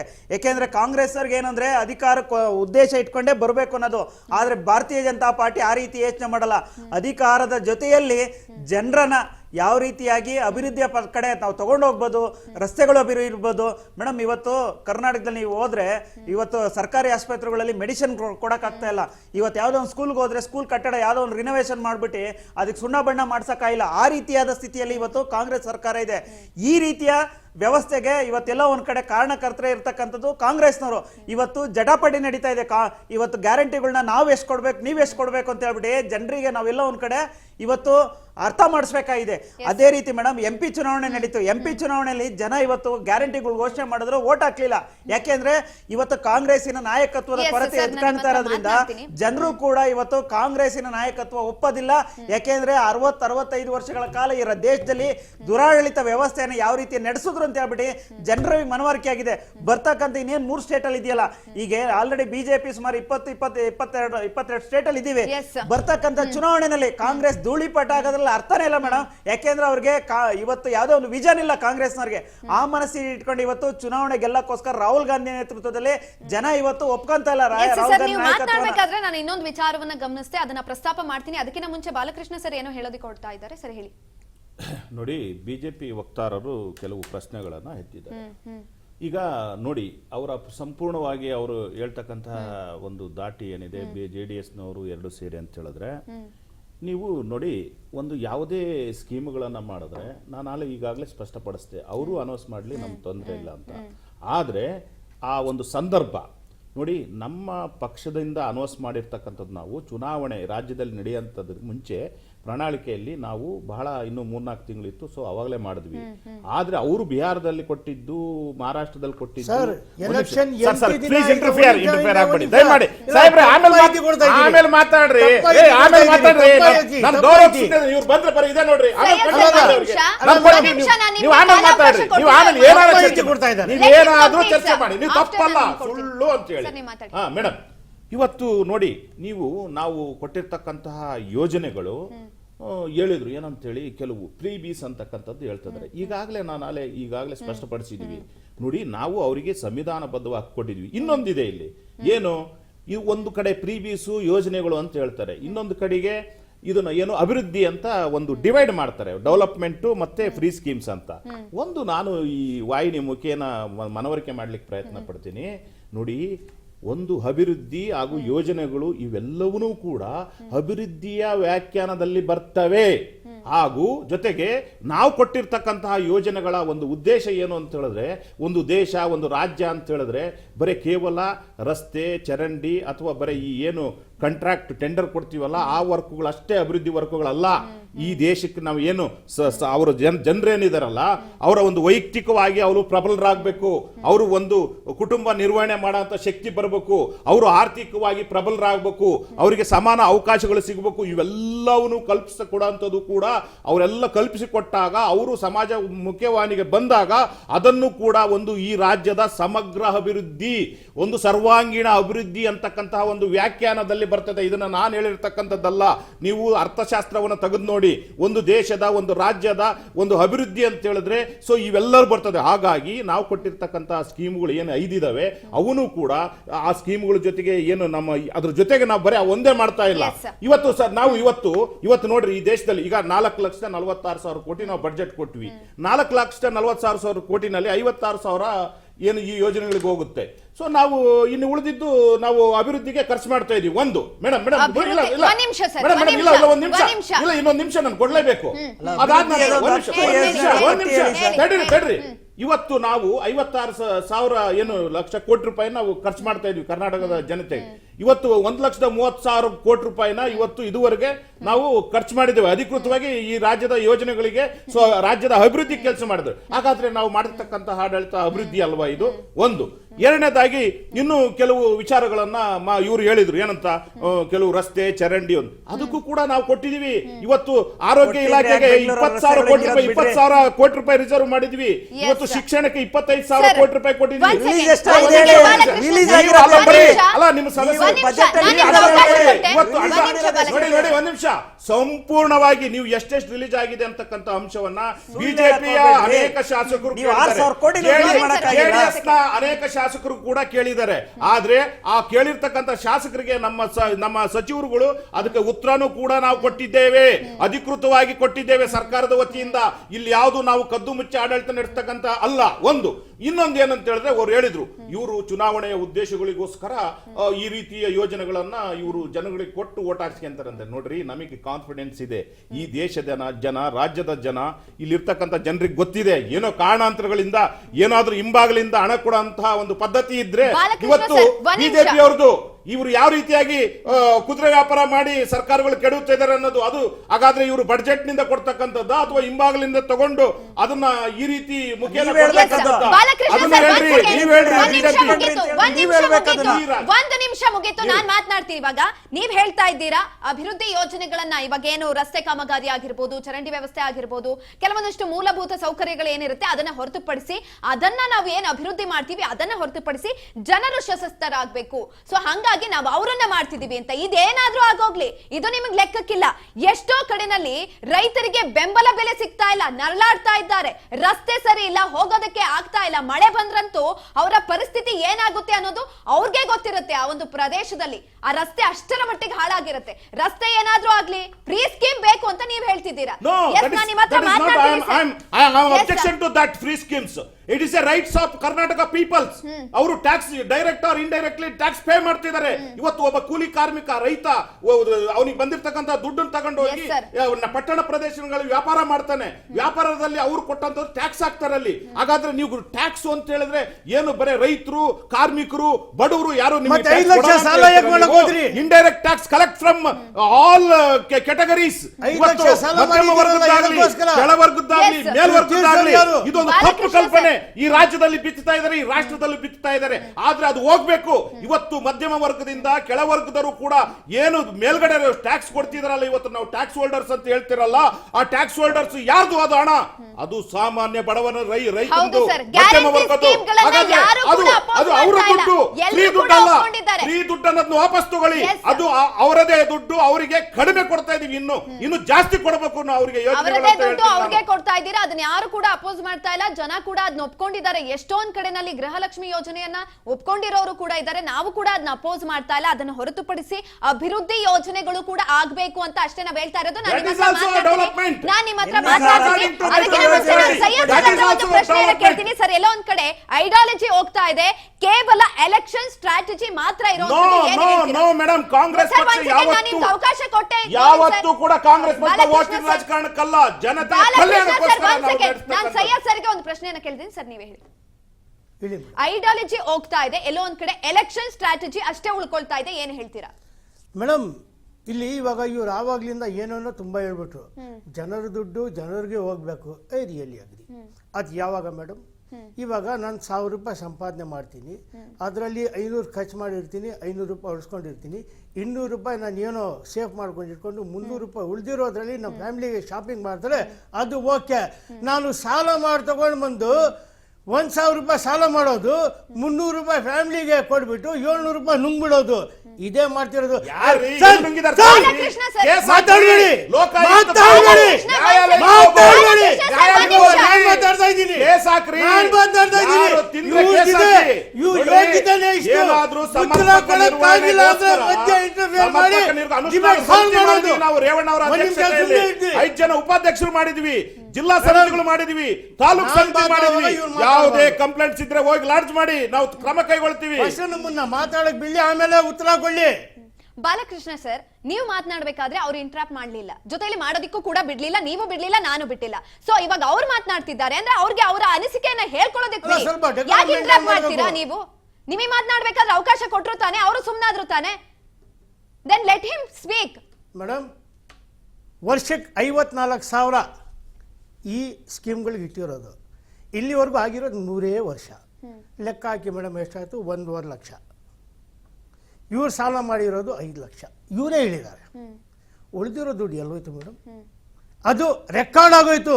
ಇನ್ the history of Karnataka no CM has done. ಅಲ್ಲ, ಬೆಲೆನ ಜಾಸ್ತಿ ಮಾಡ್ಬಿಟ್ರಲ್ಲ. ಅಲ್ರಿ, No CM has done. ಪ್ರತಿ 5 ವರ್ಷಕ್ಕೊಂದ್ಸರಿ ಯಾವಾಗಲೂ ಸಾಲ ಜಾಸ್ತಿ ಆಗ್ತದೆ. ನೀವು ಎಕನಾಮಿಕ್ಸ್ ಅರ್ಥಶಾಸ್ತ್ರದ ಪ್ರಕಾರ ಹೋಗಿ ಇವತ್ತು ಅದ್ರ ಬಡ್ಡಿ ಬಾಲಕೃಷ್ಣ ಕಟ್ಟತಕ್ಕಂಥದ್ದು. ಸರ್, ಒಂದ್ ನಿಮಿಷ ಇವತ್ತು ಪಾಯಿಂಟ್ಸ್ ಮಾಡ್ಕೊಳ್ಳಿ, ಆಮೇಲಿಂದ ನೀವು ಮಾತಾಡಿ. ಸರ್, ನೀವು ಹೇಳಿ. ಇಲ್ಲಿವರೆಗೂ ಈ ರಾಜ್ಯದ ಯಾವುದೇ ಮುಖ್ಯಮಂತ್ರಿ ಮಾಡದಿರೋ ರೆಕಾರ್ಡ್ ಇವ್ರು ಮಾಡಿಬಿಟ್ರು. ಯಾಕಂದ್ರೆ ಇವ್ರು ಬೇರೆ ರೆಕಾರ್ಡ್ಗಳು ಮಾಡೋಕ್ಕೆ ಹೊರಟಿರೋದು ಈ ರಾಜ್ಯದ ಅಭಿವೃದ್ಧಿಗೋಸ್ಕರ, ಈ ಜನರ ಅಭಿವೃದ್ಧಿಗೋಸ್ಕರ ಅಲ್ಲ. ಜನರ ಅಭಿವೃದ್ಧಿ ಎಲ್ಲಿಂದ ಆಗುತ್ತೆ? ನೀವು ಒಬ್ಬೊಬ್ಬರ ಮೇಲೆ ಲಕ್ಷಾಂತರ ರೂಪಾಯಿ ಸಾಲ ಹೊರಿಸ್ಬಿಟ್ಟು ಅಭಿವೃದ್ಧಿ ಮಾಡಿದ್ದೀವಿ ಅಂದ್ರೆ ಎಲ್ಲಿಂದ ಆಗುತ್ತೆ? ಈ ಮಾಡಿರೋ ಸಾಲಕ್ಕೂ ನೀವು ಕೊಡ್ತಾ ಇರೋ ಸ್ಕೀಮ್ ಒಂದಕ್ಕೊಂದು ಅರ್ಥನೇ ಇಲ್ಲ. ಒಂದು ಆಗ್ಲೇ 4 ತಿಂಗಳು ಮುಂಚೆನೆ ಪ್ರಣಾಳಿಕೆ. No, that was a wrong information. ಎಲೆಕ್ಷನ್ಗೆ ಬೇರೆ 4-5 ದಿನ ಇರೋವಾಗ ಮಾತ್ರ ಇವರು ಅನೌನ್ಸ್ ಮಾಡಿರೋದು ಇದು ಫ್ರೀ ಸ್ಕೀಮ್. ಇಲ್ಲ ಅಂದಿದ್ರೆ ಇವ್ರು 80 ಸೀಟು ಬರ್ತಾ ಇರ್ಲಿಲ್ಲ. This is my open challenge. Okay. ಇವತ್ತು ಅಷ್ಟೇ, ನೆಕ್ಸ್ಟ್ ಎಲೆಕ್ಷನ್ಗೆ ಇವ್ರು ಏನು ಫ್ರೀ ಸ್ಕೀಮ್ ಇಲ್ದಂಗೆ ಮಾಡಿ ತೋರಿಸ್ಲಿ. ಆಯ್ತಾ ಮೇಡಮ್? ಇವಾಗ ಎಲೆಕ್ಟ್ರಿಸಿಟಿ ಬಿಲ್ ಹೇಳ್ತೀನಿ ಮೇಡಮ್. ಎಲೆಕ್ಟ್ರಿಸಿಟಿ ಬಿಲ್ಲು ಎಷ್ಟಿತ್ತು? 4 ರೂಪಾಯಿ ಇತ್ತು ಕಮರ್ಷಿಯಲ್. ಇವತ್ತು 8 ರೂಪಾಯಿ. 3 ವರ್ಷದಿಂದ ನೀವು ಏನು ಮಾಡಿಲ್ಲ. ಏನ್ ಮಾಡ್ತಾ ಇರೋದು? ಬೇರೆ ಹೆಸರಿಗೆ ಮಾತ್ರ ನಾವು ಅದು ಮಾಡ್ತಾ ಇದೀವಿ, ನೀವು ಏನು ಮಾಡ್ತಾ ಇಲ್ಲ. ಜನರಿಗೆ ಕೊಲ್ಲುವಂತ ಕೆಲಸ ಮಾಡ್ತಾ ಇದ್ದೀರಿ, ಲೂಟಿ ಮಾಡುವಂತ ಕೆಲಸ ಮಾಡ್ತಾ ಇದ್ದೀರಿ. ಇವತ್ತು ರೈತರ ಪರಿಸ್ಥಿತಿ ಏನಿದೆ? ಬೆಂಬಲ ಬೆಲೆ ಸಿಗ್ತಾ ಇದೆ. ಮಾತನಾಡ್ತೀನಿ ನಾನು ಈ ಸಂದರ್ಭದಲ್ಲಿ. ಗೋವಿಂದ್ ಸರ್ ಹತ್ರ ಒಂದು ಪ್ರಶ್ನೆ ಒಂದೇ ಒಂದು ಹೇಳಿ ಹೇಳಿ ಹೇಳಿ. ಆಯ್ತಾ ಮೇಡಮ್? ಇವಾಗ ಇವ್ರು ಏನೇನೋ ಹೇಳ್ಬಿಟ್ಟು ಇನ್ಫ್ರಾಸ್ಟ್ರಕ್ಚರ್ ಅಂತ, ಇನ್ಫ್ರಾಸ್ಟ್ರಕ್ಚರ್ ನೋಡ್ತಾ ಇದ್ದೀವಿ ಕರ್ನಾಟಕದಲ್ಲಿ. ಇಡೀ ಬೆಂಗಳೂರಲ್ಲಿ ಯಾವ ಲೆವೆಲ್ಗೆ ಬಂದಿದೆ, ಏನೇನು ಮಾಡಿದ್ದೀರಿ, ನಿಮ್ಮ ಕಾಮಗಾರಿ ಎಷ್ಟಾಗಿದೆ ಎಲ್ಲ ನೋಡ್ತಾನೆ ಇದ್ದೀವಿ. 3 ವರ್ಷದಿಂದ ಈ ರೋಡು ಸರಿಯಾಗಿಲ್ಲ. ಮಾತಾಡ್ತೀರಿ ನೀವು. ಯಾವ ಅಭಿವೃದ್ಧಿ ಮಾಡಿದ್ದೀರಿ? ಜನರಿಗೆ 10,000 ರೂಪಾಯಿ ಅವನೇ ಸಂಪಾದನೆ ಮಾಡಿ 7,000 ರೂಪಾಯಿ ಖರ್ಚು ಮಾಡ್ಕೊಂಡು 3,000 ರೂಪಾಯಿ ಉಳಿಸ್ಕೊಳ್ಳಂಗಿದ್ರೆ ಅದು ಅಭಿವೃದ್ಧಿ. ಇವತ್ತು ಹೆಂಗಾಗಿದೆ ಪರಿಸ್ಥಿತಿ ಅಂದ್ರೆ 10,000 ಸಂಪಾದನೆ ಮಾಡಿದ್ರೆ 15,000 ಸಾಲ ಮಾಡಬೇಕು. ಇದ ಅಭಿವೃದ್ಧಿ ಜನರಿಗೆ ನೀವು ಕೊಡ್ತಾ ಇರೋದು? ಎಸ್ ಸರ್, ನಾನು ನಿಮ್ಮ ಹತ್ರ ಮಾತನಾಡ್ತೀನಿ. ನಾನು ಗೋವಿಂದ್ ಸರ್ ಹತ್ರ ಒಂದು ಪ್ರಶ್ನೆನ ಕೇಳ್ತೀನಿ. ಸರ್, ಎಲ್ಲೋ ಒಂದ್ ಕಡೆ ಪಾರ್ಟಿ ಡಬಲ್ ಸ್ಟ್ಯಾಂಡರ್ಡ್ ಆಗ್ತಾ ಇದೆ ಅಂತ ಅನಿಸ್ತಾ ಇದೆ. ಪಾರ್ಟಿ ಸ್ಟ್ಯಾಂಡ್ ಕ್ಲಿಯರ್ ಇಲ್ಲ, ಫ್ಲಾಪ್ ಆಗ್ತಾ ಇದೆ ಅಂತ ಅನ್ನಿಸ್ತಾ ಇರುವಂತದ್ದು ಏನ್ ಹೇಳ್ತೀರಾ? ಅಂದ್ರೆ ನಮ್ದು ಡಬಲ್ ಸ್ಟ್ಯಾಂಡರ್ಡ್ ಅಂತ Yes. ಖಂಡಿತ ಇಲ್ಲ ಮೇಡಮ್. ಯಾಕಂತ ಅಂದ್ರೆ ಕರ್ನಾಟಕದಲ್ಲಿ ಅಪೋಸ್ ಮಾಡಿದ್ರಿ. ಭಾರತೀಯ ಜನತಾ ಮೊದಲಿಗೆ ಪಾರ್ಟಿ ನೀವೇ ಅಜೆಂಡಾ oppose ಇರ್ತಕ್ಕಂಥದ್ದು ಏನ್ ಮಾಡಿದಂಥದ್ದು. ಗೊತ್ತಾ? ಈ ದೇಶದ ಕಟ್ಟ ಕಡೆಯ ಪ್ರಜೆಗೆ, ದೇಶದ ಯಾರು ಒಬ್ಬ ಸಾಮಾನ್ಯ ನಾಗರಿಕನು ಕೂಡ ಒಂದು ದೇಶದ ಸವಲತ್ತುಗಳು ಸಿಗಬೇಕು, ಆರ್ಥಿಕವಾಗಿ ಮೇಲೆದ್ದೇಳಬೇಕು, ಮತ್ತೆ ಅವನಿಗೆ ವ್ಯಾವಹಾರಿಕವಾಗಿ ಎಲ್ಲವೂ ಕೂಡ ಸಾಧ್ಯ ಆಗಬೇಕು. ಈಗ ಮೊದಲು ಎಲ್ಲ ಒಂದ್ ಕಡೆ ಬ್ಯಾಂಕಲ್ಲಿ ಸಾಲ ತಗೊಳೋದಕ್ಕೆ ಹಿಂದೆ ಮುಂದೆ ಒಂದು ಕೊಡ್ತಿರ್ಲಿಲ್ಲ. ಇವತ್ತು ಸ್ವಾನಿಧಿ ಅಂತ ಹೇಳ್ಬಿಟ್ಟು ಒಬ್ಬ ಎಳ್ನೀರು ಮಾರೋನ್ಗೂ ಕೂಡ ಒಂದು ಪ್ರಧಾನ ಮಂತ್ರಿ ಅವರ ಯೋಜನೆಯಿಂದ ಇವತ್ತು ಸಾಲ ಸಿಗ್ತಾ ಇದೆ ಮೇಡಮ್. ಅವರು ಕೂಡ 15,000 20,000 ರೂಪಾಯಿ 50,000 ರೂಪಾಯಿ ತಗೊಂಡು ಇವತ್ತು ಕಟ್ಟಿ ವಾಪಸ್ ಕೊಟ್ಟಂತ ಕೆಲಸಗಳು ಮಾಡ್ತಾ ಇದ್ದಾರೆ. ಆ ರೀತಿಯಾದ ಒಂದು ಯೋಜನೆಗಳು ತಂದ್ರು. ಇವತ್ತು ಕೃಷಿ ವಿಚಾರವಾಗಿ ಸನ್ಮಾನ್ಯ ಕಾಂಗ್ರೆಸ್ ವಕ್ತಾರರು ಮಾತಾಡ್ತಾ ಇದ್ರು. ಕೃಷಿ ಸನ್ಮಾನ ಯೋಜನೆಯಿಂದ ಕೇಂದ್ರ ಸರ್ಕಾರದಿಂದ 6,000 ಕೊಟ್ರೆ ಕರ್ನಾಟಕ ಸರ್ಕಾರದಿಂದ 4,000 ಕೊಡ್ತಾ ಇದ್ರು ಮೇಡಮ್. ಇವತ್ತು ರೈತರಿಗೆ ಬೆಂಬಲ ಬೆಲೆ ಅನ್ನೋದು ಸಿಗ್ತಾ ಇಲ್ವಲ್ಲ ಸರ್? ಅಲ್ಲ, ಅದು ಕಾಂಗ್ರೆಸ್ ಕಾಂಗ್ರೆಸ್ಸಿನ ಇವತ್ತು ನಾಯಕರುಗಳು ಹೇಳ್ಬೇಕು, ಕರ್ನಾಟಕದಲ್ಲಿ ಯಾವ ರೀತಿಯಾದ ಬೆಂಬಲ ಬೆಲೆಗಳನ್ನ ಕೊಳ್ಳೋದಕ್ಕೆ ಕೇಂದ್ರದಿಂದ ಅನುಮತಿ ಕೊಟ್ಟರು ಕೂಡ ಇವತ್ತು ಕೊಳ್ಳೋ ಪರಿಸ್ಥಿತಿಯಲ್ಲಿ ಇವತ್ತು ಇಲ್ಲ. ಈಗ ಕೇಂದ್ರದ ಬೆಂಬಲ ಬೆಲೆ ಯಾವ ತರ ಇರುತ್ತೆ ಅಂದ್ರೆ, ಕೇಂದ್ರದಿಂದ 70-80% ಕೊಟ್ಟರೆ ಇಲ್ಲಿಂದ 20% ಹಾಕಿ ರೈತರಿಂದ ಪರ್ಚೇಸ್ ಮಾಡಿ ಕಳಿಸುವಂತ ವ್ಯವಸ್ಥೆ ಮಾಡ್ಬೇಕು. ಇವತ್ತು ಆ ಪರಿಸ್ಥಿತಿ ಇವತ್ತಿಲ್ಲ ಕಾಂಗ್ರೆಸ್ ಸರ್ಕಾರಕ್ಕೆ. ಇವತ್ತು ಅಭಿವೃದ್ಧಿ ವಿಚಾರ ಕೇಳಿದ್ರೆ ಇತ್ಲಾಗೆ ಸಾಲ ಮಾಡಿದ್ದೊಂದು ಎಲ್ಲ ಒಂದ್ ಕಡೆ ಹೇಳ್ತಾರಲ್ಲ, ಹಳ್ಳಿ ಕಡೆ ಸಾಲ ಮಾಡಿ ಆದ್ರೂ ತುಪ್ಪ ತಿನ್ನುವಂತ ಪರಿಸ್ಥಿತಿಗೆ ಇವತ್ತು ಕಾಂಗ್ರೆಸ್ ಸರ್ಕಾರ ಇವತ್ತು ಆಡಳಿತ ಮಾಡ್ತಾ ಇದೆ. ಇವತ್ತು 4 ಲಕ್ಷ ಸಾಲ ಮಾಡಿ ಏನು ಅಭಿವೃದ್ಧಿ ಮಾಡಿದ್ರಿ ಅಂದ್ರೆ, ಇವತ್ತು ಅಭಿವೃದ್ಧಿ ಪಟ್ಟಿಗಳು 10 ಯೋಜನೆಗಳ ಹೆಸರು ಕೇಳಿದ್ರೆ ಇಲ್ಲ ಮೇಡಮ್. ಇವತ್ತು ಕೇಂದ್ರದ ಬಗ್ಗೆ ಪಟ್ಟಿ ಕೇಳಿದ್ರೆ ನಾನು 10-20 ಹೇಳ್ತೀನಿ. ಇವತ್ತು ರೈಲ್ವೆ ಯೋಜನೆಗಳನ್ನ ಎಲೆಕ್ಟ್ರಿಫಿಕೇಶನ್ ಮಾಡೋದಕ್ಕೆ ಮತ್ತೆ ಡಬಲ್ ಟ್ರ್ಯಾಕ್ ಮೇಡಮ್, ಇವತ್ತು ಊಹೆನೂ ಮಾಡೋಕ್ಕಲ್ಲ. ಇಡೀ ದೇಶದಲ್ಲಿ ಒಂದು ರೈಲ್ವೆ ಸ್ಟೇಷನ್ ಒಳಗಡೆ ಮೊದಲು ಹೋಗಿ ನಿಂತ್ಕೊಬೇಕು ಅಂತಂದ್ರೆ ನಾವು ಮೂಗ್ ಮುಂಚ್ಕೊಂಡು ನಿಂತ್ಕೊಳ್ಳೋಂಥ ಪರಿಸ್ಥಿತಿ ಇತ್ತು. ಇವತ್ತು ನೀವು ಹೋದ್ರೆ ಎಲ್ಲವೂ ಕೂಡ ಅಭಿವೃದ್ಧಿಯಾಗಿ ಕಾಣ್ತಾ ಇರೋದು, ಕಣ್ಣಿಗೆ ರಾಜಿಸ್ತಾ ಇರೋದು. ಇವತ್ತು ಕಾಂಗ್ರೆಸ್ನವರು ನೋಡೋಕ್ಕಾಗ್ತಾ ಇಲ್ಲ, ಸಹಿಸ್ಕೊಳಕ್ಕಾಗ್ತಾ ಇಲ್ಲ. ಇವತ್ತು ಏರ್ಪೋರ್ಟ್ಗಳ ಅಭಿವೃದ್ಧಿಗಳು ಇರ್ಬೋದು, ರಸ್ತೆಗಳು ಅಭಿವೃದ್ಧಿ ಮೇಡಮ್. ಇವತ್ತು ಮೊದಲು ಇವತ್ತು ರಸ್ತೆಗಳ ಅಭಿವೃದ್ಧಿ ಕಂಡಿದ್ದೇನೆ ಭಾರತೀಯ ಜನತಾ ಪಾರ್ಟಿ ವಾಜಪೇಯಿ ಅವರ ಸರ್ಕಾರ ಬಂದಾಗ. ದೇಶದಲ್ಲಿ ರಸ್ತೆಗಳ ಅಭಿವೃದ್ಧಿ ಆದ್ರೆ ಆ ಪ್ರದೇಶಗಳು ಯಾವ ರೀತಿ ಅಭಿವೃದ್ಧಿ ಆಗ್ತದೆ, ಹಳ್ಳಿಗಳು ಯಾವ ರೀತಿ ಅಭಿವೃದ್ಧಿ ಆಗ್ತಾ ಇದೆ, ಆರ್ಥಿಕವಾಗಿ ಯಾವ ರೀತಿಯಾಗಿ ಬೆಳಿತವೆ, ಕಾರ್ಖಾನೆಗಳು ಯಾವಾಗ ಹೆಂಗ್ ಬರ್ತವೆ, ಇಂಡಸ್ಟ್ರಿಯಲ್ ಕಾರಿಡಾರ್ ಇರ್ಬೋದು, ಈ ರೀತಿಯ 100 ಯೋಜನೆಗಳು ತಂದು ದೇಶವನ್ನು ಅಭಿವೃದ್ಧಿ ಪಥ ತಗೊಂಡಾಗ್ತಾ ಇದ್ರೆ ಇವತ್ತು ಕಾಂಗ್ರೆಸ್ನವರಿಗೆ ಹೊಟ್ಟೆ ಎಲ್ಲೋ ಒಂದ್ ಕಡೆ ಕಿವುಸ್ದಂಗೆ ಆಗ್ತಾ ಇದೆ. ಯಾಕೆಂದ್ರೆ ನಮಗೆ ಅವಕಾಶನೇ ಸಿಗಲ್ಲ ಮುಂದಿನಿಂದಲೇ. ದೇಶದಲ್ಲಿ ಎಲ್ಲವೂ ಕೂಡ ಪ್ರತಿ ರಾಜ್ಯದಲ್ಲೂ ಬಿಜೆಪಿ ಬರ್ತಾ ಇದೆ, ನಮಗೆ ಭದ್ರತೆನೇ ಇಲ್ಲ ಅಂತ ಹೇಳ್ಬಿಟ್ಟು ಕಾಂಗ್ರೆಸ್ನವರು ಇವತ್ತು ಈ ರೀತಿಯ ಗ್ಯಾರಂಟಿಗಳನ್ನ ಕೊಟ್ಬಿಟ್ರೆ ನಮಗೆ ಬರಪೂರ ಒಂದು ಎಲ್ಲೋ ಒಂದ್ ಕಡೆ ಗ್ಯಾರಂಟಿ ಇವಾಗ ಪಂಚರಾಜ್ಯಗಳಲ್ಲಿ ನೀವು ಕೂಡ ಘೋಷಣೆ ಮಾಡಿದೀವಿ ಮೇಡಮ್. ನಾನು ಗ್ಯಾರಂಟಿ ವಿಚಾರವಾಗಿ ನಾನು ನಿಮ್ಮ ಹತ್ರ ಮಾತನಾಡ್ತೀನಿ ಒಂದೇ ಒಂದ್ ನಿಮಿಷ. ಒಂದ್ ಕಡೆ ನಿಲುವು, ಇನ್ನೊಂದ್ ಕಡೆನಲ್ಲಿ ಸಿದ್ಧಾಂತ ಅಂತ ಹೇಳ್ಕೊಳ್ಳುವಂತಹ ಬಿಜೆಪಿ ಎಲ್ಲೋ ಒಂದ್ ಕಡೆ ಅದೇ ನಿಲುವನ್ನ ಬದಲಾಯಿಸಿಕೊಂಡು ಯುದ್ಧ ಕೇಳಿದಿದೆ. ಏನ್ ಹೇಳ್ತೀರಾ ಬಾಲಕೃಷ್ಣ? ನೋಡಿ, ಇವತ್ತು ತಾವು ಹೇಳಿದ ಒಂದು ರೀತಿನಲ್ಲಿ, ಅದೇ ರೀತಿನಲ್ಲಿ ಇವತ್ತು ಯಾವ ರೀತಿಯಾಗಿ ಬಿಜೆಪಿ ಒಂದು ತನ್ನ ನಿಲುವನ್ನು ಹೇಳ್ತಾ ಇದೆ ಅಂತಂದ್ರೆ, ಡಬಲ್ ಸ್ಟ್ಯಾಂಡರ್ಡ್ ಅಲ್ಲ, ಟ್ರಿಬಲ್ ಸ್ಟ್ಯಾಂಡರ್ಡ್ ಅಂದ್ರೂ ತಪ್ಪಾಗಲ್ಲ. 3 ನೀತಿ ನಿಯಮಗಳನ್ನ ಹೇಳ್ತದೆ, ಒಂದೊಂದು ಕಡೆಗೆ ಒಂದೊಂದು. ಇವತ್ತು ನೋಡಿ, ಯಾವುದೇ ಆಗ್ಲಿ, ಒಂದು ಯೋಜನೆಗಳಾಗ್ಲಿ, ಒಂದು ಸರ್ಕಾರ ಆಗ್ಲಿ, ಸೊ ಅದ್ರ ಒಂದು ಇಂಪ್ಯಾಕ್ಟ್ ಅನ್ನ ನಾವು ನೋಡ್ಬೇಕು ಅಂತ ಹೇಳಿದ್ರೆ, ನೋಡಿ ಇವತ್ತು ನಾವು ಇವೆಲ್ಲ ಕೊಟ್ಟಿರ್ತಕ್ಕಂತಹ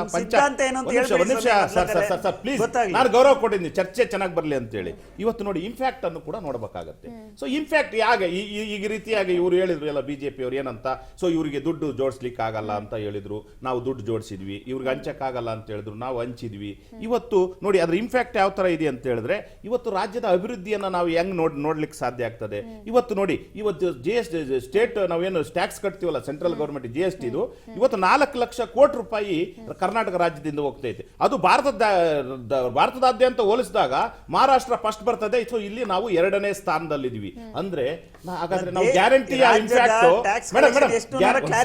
ಪ್ಲೀಸ್ ಗೋವಿಂದರಾಜ್ ಅವರೇ ಏನಾದ್ರು ಮಾಡಿ ಸುಳ್ಳಲ್ಲ, ಆಮೇಲೆ ನೀವು ಆಮೇಲೆ ನೋಡಿ, ನೀವು ಹೇಳಿ 2ನೇ ಪ್ಲೇಸ್ ಅಲ್ಲಿ ಇದೀವಿ,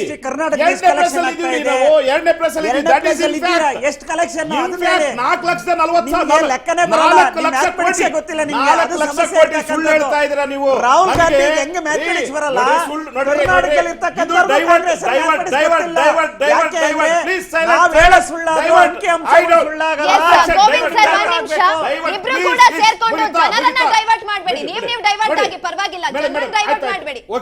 ಇವತ್ತು ನೋಡಿ 84% ಇವತ್ತು ಏನು ಈ ಜನಗಳು ಇದಿದೆಯಲ್ಲ, 84% ಫ್ಯಾಮಿಲೀಸ್ ಡೆವಲಪ್ ಆಗ್ತಾ ಇದಾವೆ. ಇವತ್ತು 95% ಏನು ಫುಡ್ ನೋಡಿ, ಇವತ್ತು ಆಹಾರದ ಇವತ್ತು 95% ಇಂಪ್ಯಾಕ್ಟ್ ಆಗಿದೆ ಕರ್ನಾಟಕದಲ್ಲಿ. ಫುಡ್ ಆಹಾರ 80% ನೋಡ್ರಿ, 80% ಬೆನಿಫಿಷರಿ ಇವತ್ತು 27% ಇವತ್ತು ನಮ್ ಲೋನುಗಳಿದಾವಲ್ಲ, ಇವರದೇ ಕೇಂದ್ರ ಸರ್ಕಾರದ ಬ್ಯಾಂಕುಗಳಿದಾವಲ್ಲ, ಇವತ್ತು ಆ ಲೋನುಗಳಿಗೆಲ್ಲ 27%. ಹಾಗೂ ನಮ್ಮ ಸರ್ಕಾರದ ಯೋಜನೆಗಳ ಮೂಲಕ ಕೆಲವು ನಾವು ಲೋನುಗಳನ್ನು ಕೊಟ್ಟಿರ್ತೇವೆ. ಈಗ ಸರ್ಕಾರಿ ವಾಹನಗಳಾಗಿರ್ಬೋದು, ಮನೆಗಳಾಗಿರ್ಬೋದು, ಅಥವಾ ಕೆಲವೊಂದು ಒಂದು ಏನು ಸೋಷಿಯಲ್ ವೆಲ್ಫೇರ್ ಇದಕ್ಕಿಂತ ಇಷ್ಟು ಪರ್ಸೆಂಟೇಜ್ ಅಂತ ಕೊಟ್ಟಿರ್ತೀವಿ ಲೋನು. ಇವತ್ತು ಅವನ್ನು ಕೂಡ 27% ಕರ್ನಾಟಕ ಸರ್ಕಾರಕ್ಕೂ ಕೇಂದ್ರ ಸರ್ಕಾರಕ್ಕೂ ಕೂಡ ಇವತ್ತು ವಾಪಸ್ ಮಾಡುವಂತಹ ಒಂದು ಆರ್ಥಿಕವಾಗಿ ಸ್ವಾವಲಂಬನೆಯನ್ನ ಒಂದು ಕುಟುಂಬ ಇವತ್ತು ಈ ಯೋಜನೆಗಳಿಂದ ಬಂದಿದೆ.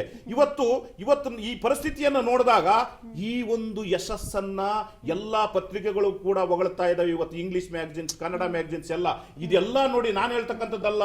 ಹಾಗಾಗಿ ಇದ್ರ ಇನ್ಫ್ಯಾಕ್ಟ್ ಇನ್ನೊಂದು ಕೊನೆಯದಾಗಿ ಇನ್ಫ್ಯಾಕ್ಟ್ ಏನಂತ ಹೇಳಿದ್ರೆ ಇದ್ರ ಪ್ರಭಾವ ಬಿಜೆಪಿ ಮೇಲೂ ಬಿದ್ದುಬಿಟ್ಟಿದೆ.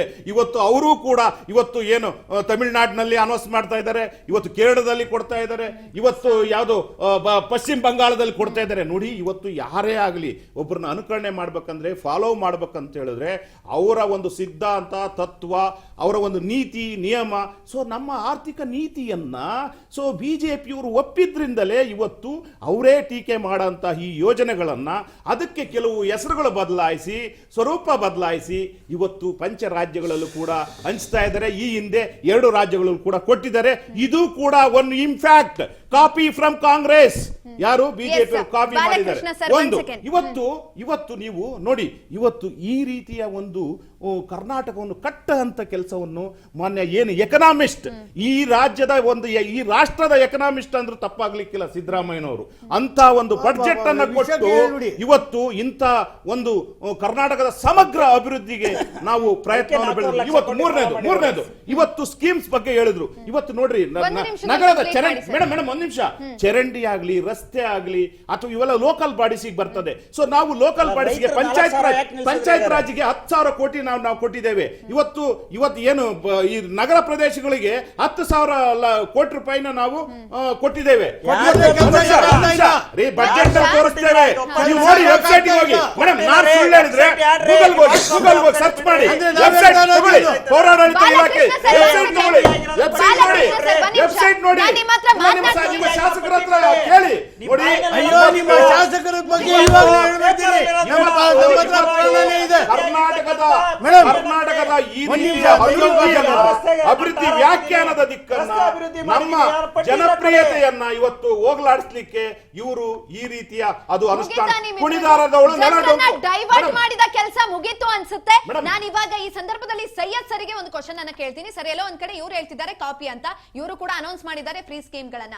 ಈ ಸಂದರ್ಭದಲ್ಲಿ ನಾನ್ ನಿಮಗೆ ಕೇಳುವಂತ ಪ್ರಶ್ನೆ, ನೀವು ಅಧಿಕಾರಕ್ಕೆ ಬಂದ್ರೆ ನೀವು ಕೂಡ ಗ್ಯಾರಂಟಿ ಸ್ಕೀಮ್ ಗಳನ್ನ ಅನೌನ್ಸ್ ಮಾಡ್ತೀರಾ? ಗ್ಯಾರಂಟಿ ಸ್ಕೀಮ್ ಅನೌನ್ಸ್ ಮಾಡ್ತೀವಿ, ಆದ್ರೆ ಯಾವ ತರ ಗ್ಯಾರಂಟಿ ಅಂತ ಹೇಳಿ ಕೇಳಿ. ನೀವು ಒಪ್ಕೊಳ್ತಾ ಇದ್ದೀರಾ?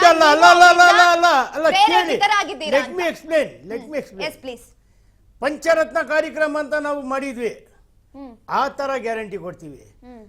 ಸರ್ಕಾರಿ ಹಾಸ್ಪಿಟಲ್, ಹೈಟೆಕ್ ಮಲ್ಟಿ ಸ್ಪೆಷಲಿಸ್ಟ್ ಹಾಸ್ಪಿಟಲ್ಗಳು ಇರಬೇಕು, ಆ ಗ್ಯಾರಂಟಿ ಕೊಡ್ತೀವಿ. ಸ್ಕೂಲ್ಗಳು ಇವತ್ತು ನೋಡಿದ ತಕ್ಷಣ 1000 ಮಕ್ಕಳಲ್ಲಿ ಹೇಳ್ಬಿಡ್ಬೋದು ಇದು ಸರ್ಕಾರಿ ಶಾಲೆ ಮಕ್ಕಳು ಅಂತ. ನಾವು ಮೊರಾರ್ಜಿ ಶಾಲೆ ಮಾಡಿದ್ವಿ ಮೇಡಮ್, ಬನ್ನಿ, ಇದು ಸರಿ ಇಲ್ಲ, ಇದು ದಿಗೆ ಕೆಲಸ. ಯಾಕಂದ್ರೆ ಆ ಡ್ರೆಸ್ ಕೋಡು, ಆ ಬಿಲ್ಡಿಂಗ್ಗಳು ಹಂಗಿದಾವೆ. ನಾವು ಏನ್ ಹೇಳಿದ್ವಿ, ಹೈಟೆಕ್ ಸ್ಕೂಲ್ಸ್, ಕಾಲೇಜಸ್ ಅಂದ್ರೆ ನಿಮ್ಮ private school starting first standard ಇಂದಾನೆ English, along with Kannada medium English. ಆ ಥರ ಮನೆ ಇಲ್ದಿರೋರಿಗೆ ಮನೆ, ಉದ್ಯೋಗ ಇಲ್ದಿರೋರಿಗೆ ಉದ್ಯೋಗದ ಅವಕಾಶ, ಈ ಥರ ಗ್ಯಾರಂಟಿ. ಯಾಕಂದ್ರೆ ಜನರಿಗೆ ಅವ್ರ ಕಾಲ್ ಮೇಲೆ ಅವ್ರು ನಿಂತ್ಕೋಬೇಕು. ನಾವು 2,000 ರೂಪಾಯಿ ಕೊಟ್ಬಿಟ್ಟು ಇಲ್ಲಿ 50,000 ನುಂಗ್ ಬಿಡೋದಲ್ಲ. ಕೇಸ್ ಹಾಕ್ರಿ,